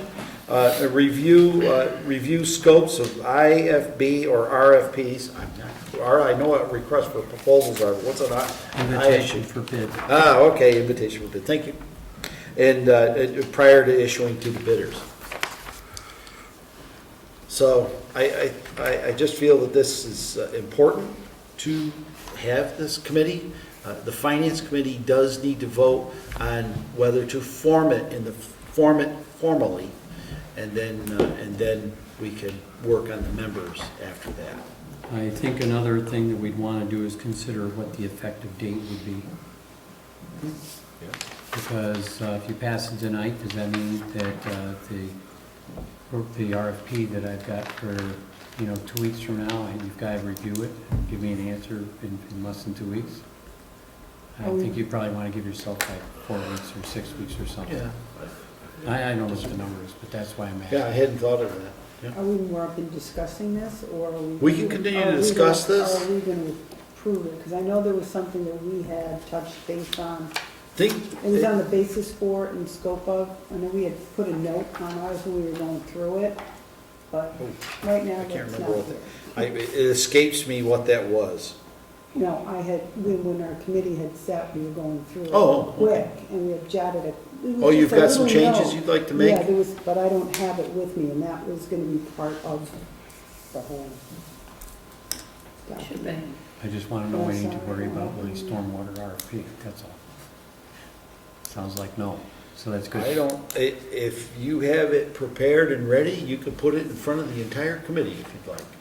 Or the ultimate say with relationship to these contracts is sets with these 9 people. So that's ultimately, that's the yay or nay comes from us as a group. So if you want to wait, we can, and we shouldn't jeopardize your RFP. Do I have to have it out by February 27th? There's no. And it does state in here that if something is relatively urgent and we need to review it, I can convene the finance committee. I can't remember open meeting. You don't have to worry about open meeting. Right. This is not an open meeting, this is a subcommittee, so it does not. Well, no, the subcommittee, but for the finance committee to wave their hand over it, it would be an open So meeting. we're And I just gonna believe vote- that it's 48 hours. Yeah. I'm sorry. So we're just gonna vote just for a subcommittee. Right now, the most important thing for me as the chair, because I'm the person that kind of proposed this, is to simply decide to form it tonight. And we can Decide on the effective date decide on the effective date. and the final version of this at a subsequent meeting. Yeah, so let's, with this guideline, and what we'll do is our next regular meeting, we'll try to have any edits that are needed for this, and we can accept the guidelines and set an effective date at our next meeting. This is a February process. 25th? On the, During the That's the deliberations on Deliberations, but you could add that. March 11th. You wanna do it March 11th? March 11th would be our next regular meeting. All right, regarding the contracts. Okay. So we're gonna meet at 5:45, so we have 15 minutes to deliberate this before we go into our. No, it's a regular meeting. We go through the regular 11th order is of the business. regular meeting. Yeah, it's the March 11th would be the regular order of business. So tonight, do you want a motion I'd like to entertain a motion to form the Dalton Finance Committee's contract subcommittee. so moved. Do I hear a second? Second. Motion been made and seconded to form the Dalton Finance Committee's contract subcommittee. Is there any further discussion? Seeing or hearing none, all those in favor signify in the usual manner. Aye. All those opposed, all those abstaining. That is unanimous, thank you.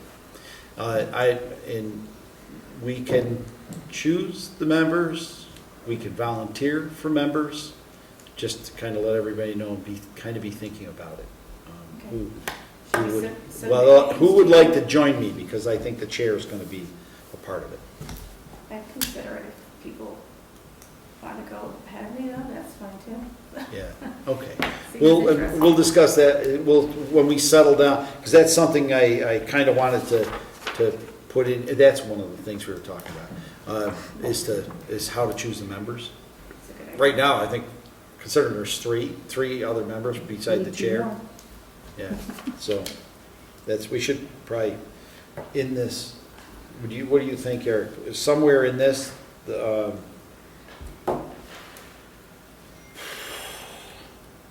guess under the scope is to have the chair of the finance committee on it. Just to call out a member. We'll just put that. That's up language to in. you. Yeah, we'll put the what? language in it somewhere, is that, So to what? well, in this, No, I understand the document, but what you're saying, what Just, language are you looking for? I'm not quite just following you. to be sure that the finance committee chair is a part of that. Is every finance chair gonna wanna be part of that? No, They get it, they get the job as part of being the chair, so if you stick your hand up, you just volunteered. I wouldn't do that. No? Okay. See how easy I am to get along with? Yeah. This is why I drink coffee. All right, on to the next. Now, we've gotten through past.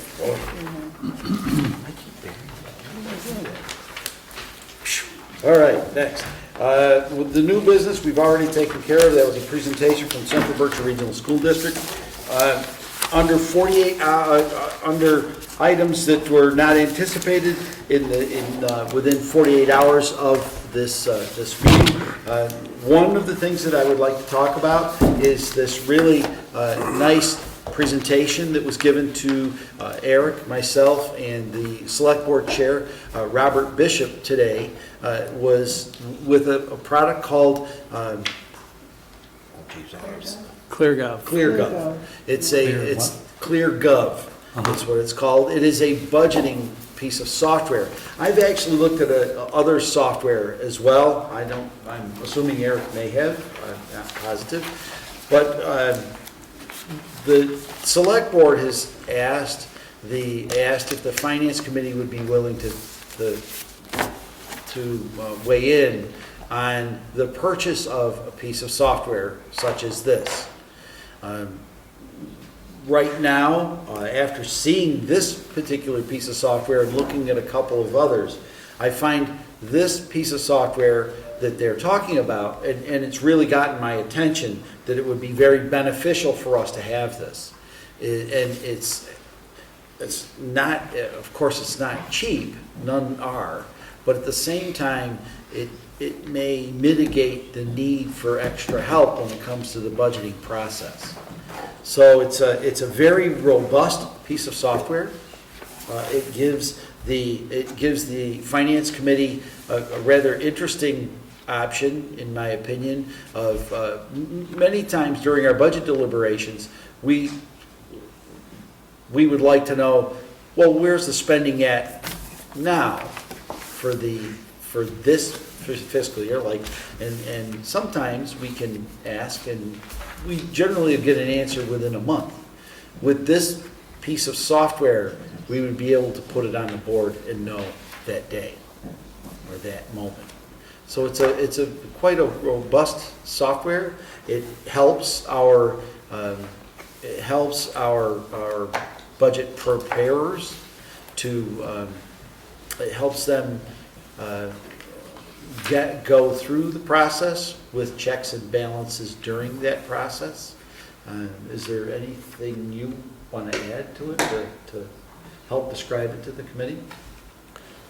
Yeah, so basically, the town more or less has been using the same main budgeting Excel spreadsheet since Terry Williams developed it 25 years ago. A lot has changed in the world in 25 years.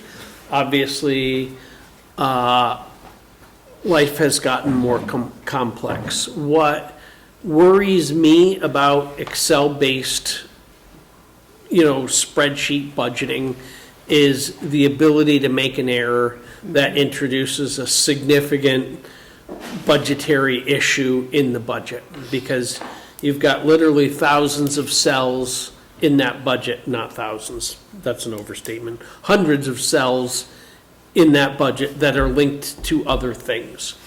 And it's very easy to overwrite a cell and then lose the path that was previously established, and then, not realize you've done that. So I think ClearGov has been, it was something that was pushed very heavily, even though it's a Massachusetts-based Connecticut company.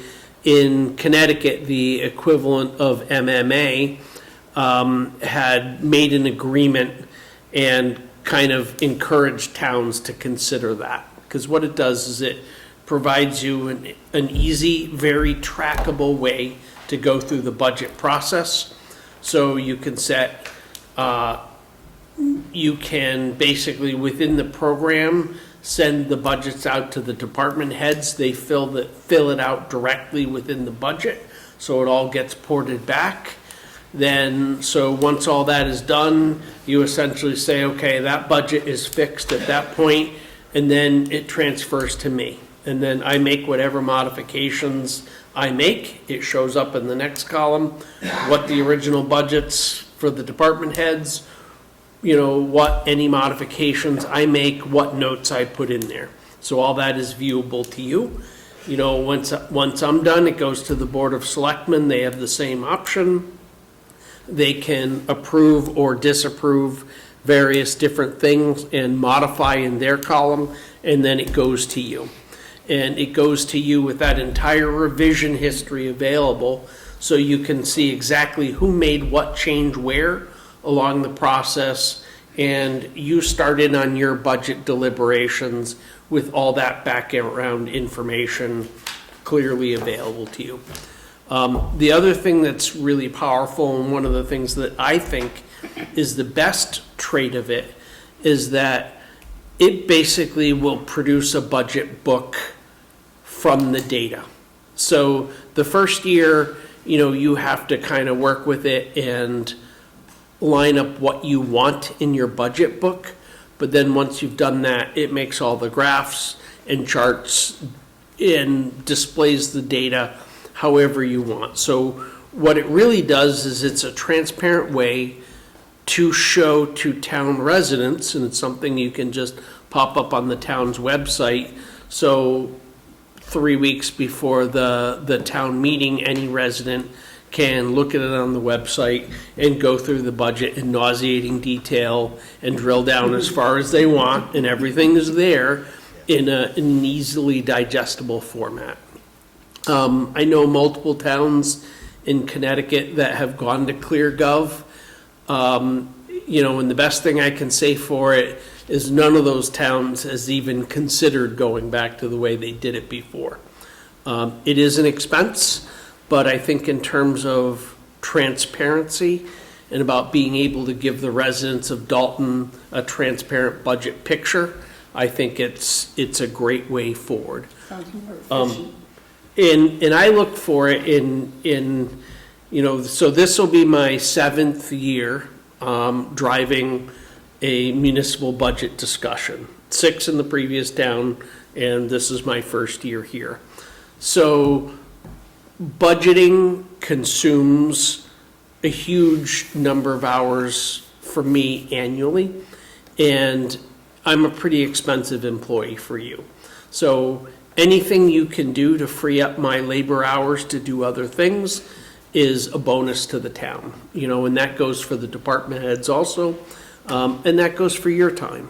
So I think this is worth it in terms of just labor savings to the town, but I also think it's a safer way to budget.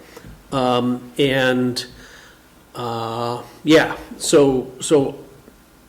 I'm definitely sold, but it is a cost. How much What does it cost? So, I have these numbers. yep, The setup cost, when the software is, I don't know, it's put on our computers, or just to make it so that we can use it, is with the three modules that we talked about, operating budget module, digital planning book, that's, the book you have, or the book we have, the finance committee book, this thing makes that book. And then the personnel budgeting tools. So those three modules are $5,185 for the basic setup. In other words, they put it on the computers. And then When the you say year, They are repurchasing the package? well, that's Or the who's that's the purchase putting it- of the package. Okay, that's. Well, And they'll install. So that's, They're gonna install it, but then who's gonna put in the data? so basically, the initial cost of this is the cost for them to download our chart of accounts and set it up so it works, so we can pull data directly from our existing financial software and dump it into ClearGov, and then export that back when we're done with the budget process back into whatever financial software. So that's their setup costs for doing that. Okay. And that's, And there's a check and balance on that, right? That's not a Meaning bad that price. It's cheap. They're gonna put it in, but someone's gonna make sure that what they're putting in is. That's what I thought. yeah, I mean, we would have to go through it and make sure the chart of accounts is, I'm gonna go one step further. So Yep. the next number is the yearly cost. So in other words, with this piece of software comes, and judging by what I'm hearing, pretty exceptional customer service. They call it a customer satisfaction.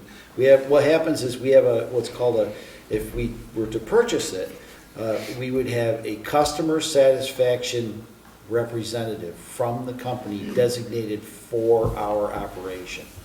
So I'm dying of curiosity, what's the number? 12 Yeah, get moving. $12,075 a year. A year? A So this is an year? online program, really? Whatever it is, It's whatever an it is, it online is. program. it's software as a service, Right, basically. Right. Yep, However, So My if thought if process. if I understand it really simply, it is $12,000 a year, plus the first year, it's actually $18,000 because you got to pay for setup. correct. Simple, just breaking it down, Yep. real wicked simple. Exactly. Am I right? Yep. With this, it saves you and everybody else major times. So you can get us grants. That's the goal. And, that's, it's funny you say that because budget season is right in the middle of when the state's open grant portal, Right. is active, and that is an issue, which it's also kind of dumb for the state to do it in that timing, but that's when they do it. So, So if you got one or two grants, that would more than cover what we're saying over here that we're expending.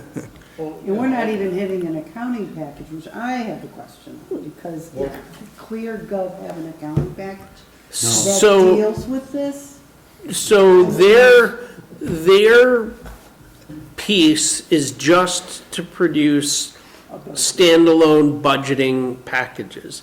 Now, there's a bunch of other things, modules we could add on, but everyone costs. Right, So kind of the minimum we need to do this, if we're gonna do it, is the budgeting software and the piece for reporting back out and producing the budget book. I could see, depending on what we end up with, when we go for, a payroll software package, I think there's a good chance whatever payroll package we go for can do a lot of the personnel module stuff in there. So I wouldn't recommend buying any of the other modules at that point, because I think we can probably duplicate that with the time and attendance, payroll system. So, yeah, that's kind of my take on it. now just one, it intrigued me during our review today, There was one module that she did mention, and it was the strategic, and it's not something, my opinion, not something we should tackle now, but I want to put it out there for us to think about. It's a strategic planning module.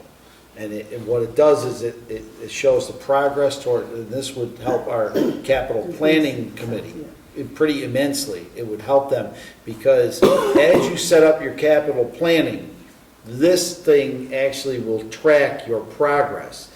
So in other words, if, say for instance, Jeff goes and he fixes a bunch of stuff in one of our buildings, and that's on our capital planning, that repair can be tracked.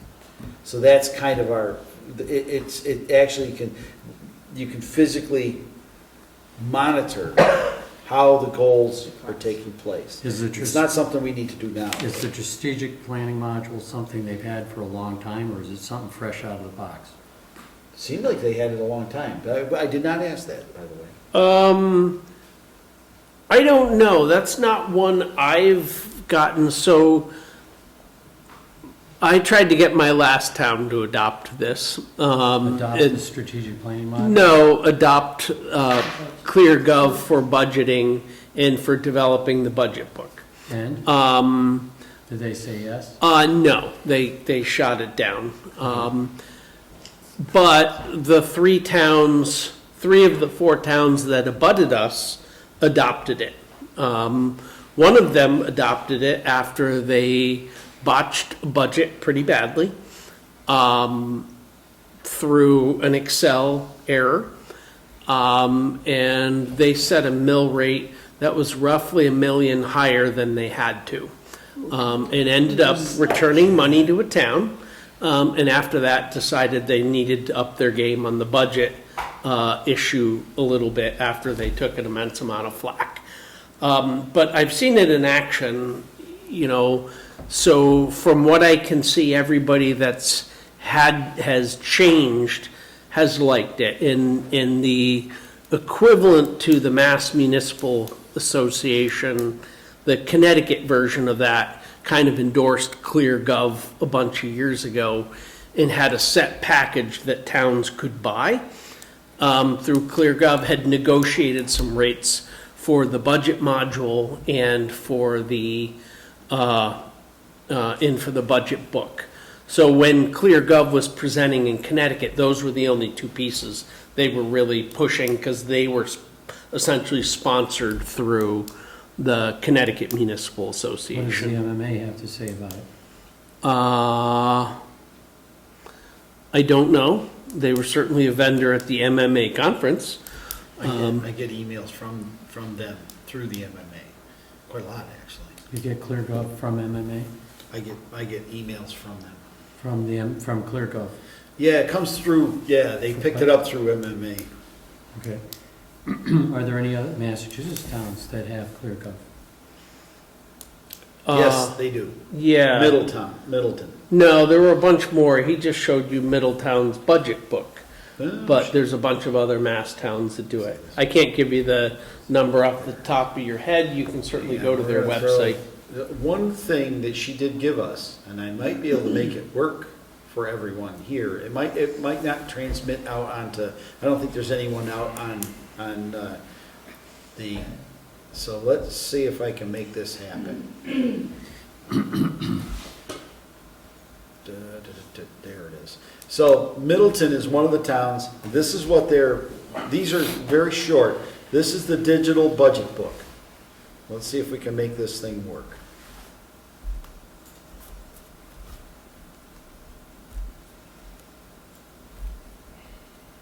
Yeah, it's going to work. The little engine that could. I hope there's voice. Let's make sure there's voice. No, this is just the book itself. My battery, oh no, my battery's running low. It should be all right. Yeah. Should be okay. So, But if you clicked on any element in there, you The could see. budget projection. where? Yeah, right there. Oh, computer went down. Story of my Saw it life. quick. Hang on. All right, let's just go. That's it, we're done. Yeah. Make a So motion. anyways, Let's make a motion to Go go. ahead, make a motion. Come on, Buck. all right, so anyways, Yeah. what, I know. We're ready. what the select board, computer just said I've had enough for tonight. Yeah. Yep. I So, can bring that in if I'd you just want like to come look to at it. take a Yeah. look at it. Absolutely. what the select board has asked us I mean, to I think do I is get to it. weigh in on whether, Basically, because they would like it's to more- take a serious look at this on Monday, Yes. this coming Monday. So they've Safer, asked if the yes. finance Much committee safer. would, Yeah. is willing to support the purchase of a piece of budgeting software. Not this one specifically. Yes. Yes. Not this piece of software specifically. We as a finance committee, we generally don't get to choose what we want. We just have to let the select board and the town manager know that we're interested in that kind of thing. We get to work with whatever they pick for us, because they get to spend the money, we don't. So it's not so much spending the money, they're looking at it, right? Yes, they I are. would rather have them look at it first Well, and then come back to us, because there's some of us who would like to look at it probably as well. Well, okay. The thought process here is that, is for us to just know generally that the select board is presently looking at we just happen to have one with a name and we received a demonstration. I've looked at another one called Unit 4 that is made by Tyco. Around this area. And that is a very good program. In looking at the demonstrations from that, I found that to be Probably figure not out as the- robust as this piece of software is. This piece of software can do things with budgets that I find to be, they're things that you think about, but can we do If there's them? somebody local. not with Excel just to talk to spreadsheets. them, So what's see the how's it select board working. Sure. from us tonight? Yeah. The select board would like us, the select board chair, I should say, would like us to say, are we or are we not interested in a budgeting software? So they can go and explore the softwares that Okay, they. just interested, okay. Yeah, very I'd be much. interested, yeah. Yeah, Yeah. if that's what they're asking from us. Okay, let's vote on it. Let's have a All motion. right, Paul. I want to get him moving. I'm ready to get moving. All right, So we're just talking interest, we're not talking about purchasing, we're talking about being interested. absolutely. Okay. Just clarifying. So what- That'll be a contract we review, just looking. Well, so at this point, what you're asking for is resolution that we support consideration of it. Consideration. Is that correct? Yeah. Yes. Consideration of Okay. a budgetary software. All right. So I make a motion that we indicate to the select board that the finance committee endorses a review of budgeting software for the purposes of facilitating annual budgets for our town. Second it. Motion been made and seconded to recommend to the select board the exploration of budgeting software to expedite the budgeting process for the town of Dalton. Is there any further discussion, questions concerning this? Seeing or hearing none, all those in favor signify in the usual manner. Aye. All those opposed, all those abstaining. That is unanimous. Thank you very much, all of you, for your input on that. I have nothing else to come before the committee. Is there anything else that would that anyone else would like to bring before the committee? Well, my concern is that we've talked about an accounting package. So I don't know if you've got that on the back burners? No, I think that's going to have to be a discussion. I mean, I sort of think the kind of 4 pillars we're looking at overall is, number one, updating our method of communication with citizens. And that is a website, a push notification system, and ultimately probably a social media account, although I have mixed feelings on that. But, you know, I've essentially been part of a town that managed one for 5 years, good and bad with it, but it's a great way of communicating with a lot of people. So that's number one, communication, and new website package, and absorb that. The second thing is a time and attendance software package to deal with payroll and simplify the time and the way we're doing payroll now, which is incredibly burdensome. We're looking at a couple different packages. One of them is by a company called UKG, which used to be what was Kronos. I don't know if anybody is familiar with Kronos. And why I kind of honed in on that is, of the packages I demoed at the MMA conference, that was the one that seemed to have the best module for dealing with police departments. And as you know, the payroll for police departments is super convoluted. And, you know, ultimately what we want is something that requires the absolute minimum amount of manual entry. So a police officer can swipe in on the machine or log in on his town-issued cell phone, which they all have, and just basically log in. And the system is sophisticated enough to know that he's logging in at 11 p.m., so he's obviously going to be on third shift, and it automatically will apply the 12% shift differential as opposed to the shift differential for second shift. And so none of that requires manual input. You know, and I think that has the potential to save us an awful lot of manpower that we spend now doing payroll. So, you know, and it's not just the accounting office that has to spend all those hours. It's also the town employees. And this gives everybody a way to put their vacation time, personal time, sick time, whatever in directly.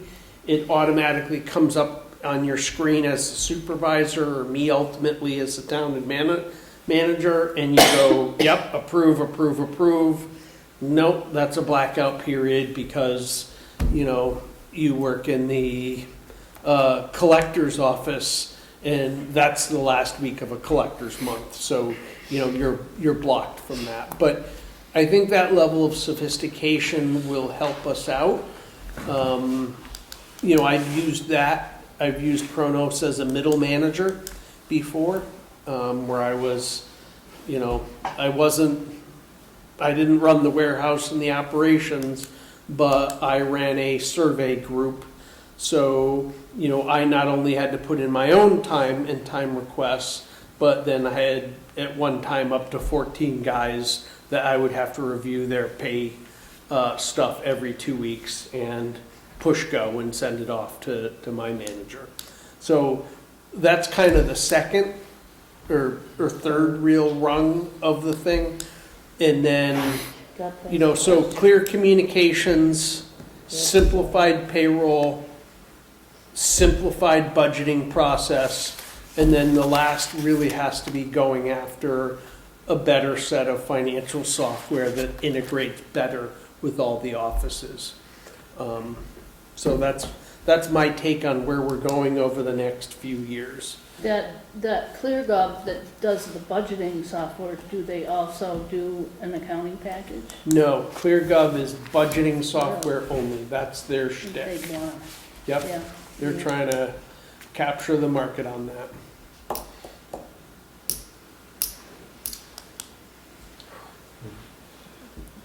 Okay, well, Okay, thank you. thank you. No problem. Thank you. All right. Is there anything else we need to have for, all right, seeing or hearing none, I'll entertain a motion to adjourn. not saying a word. So moved. But he wants a motion to make. Oh, motion, let's go. It's a second. Do I have a second? Do I have a second? I second it. All those in favor? The computer's already checked out, so. Take a vote. All in favor? Signify. All those opposed? All those abstaining?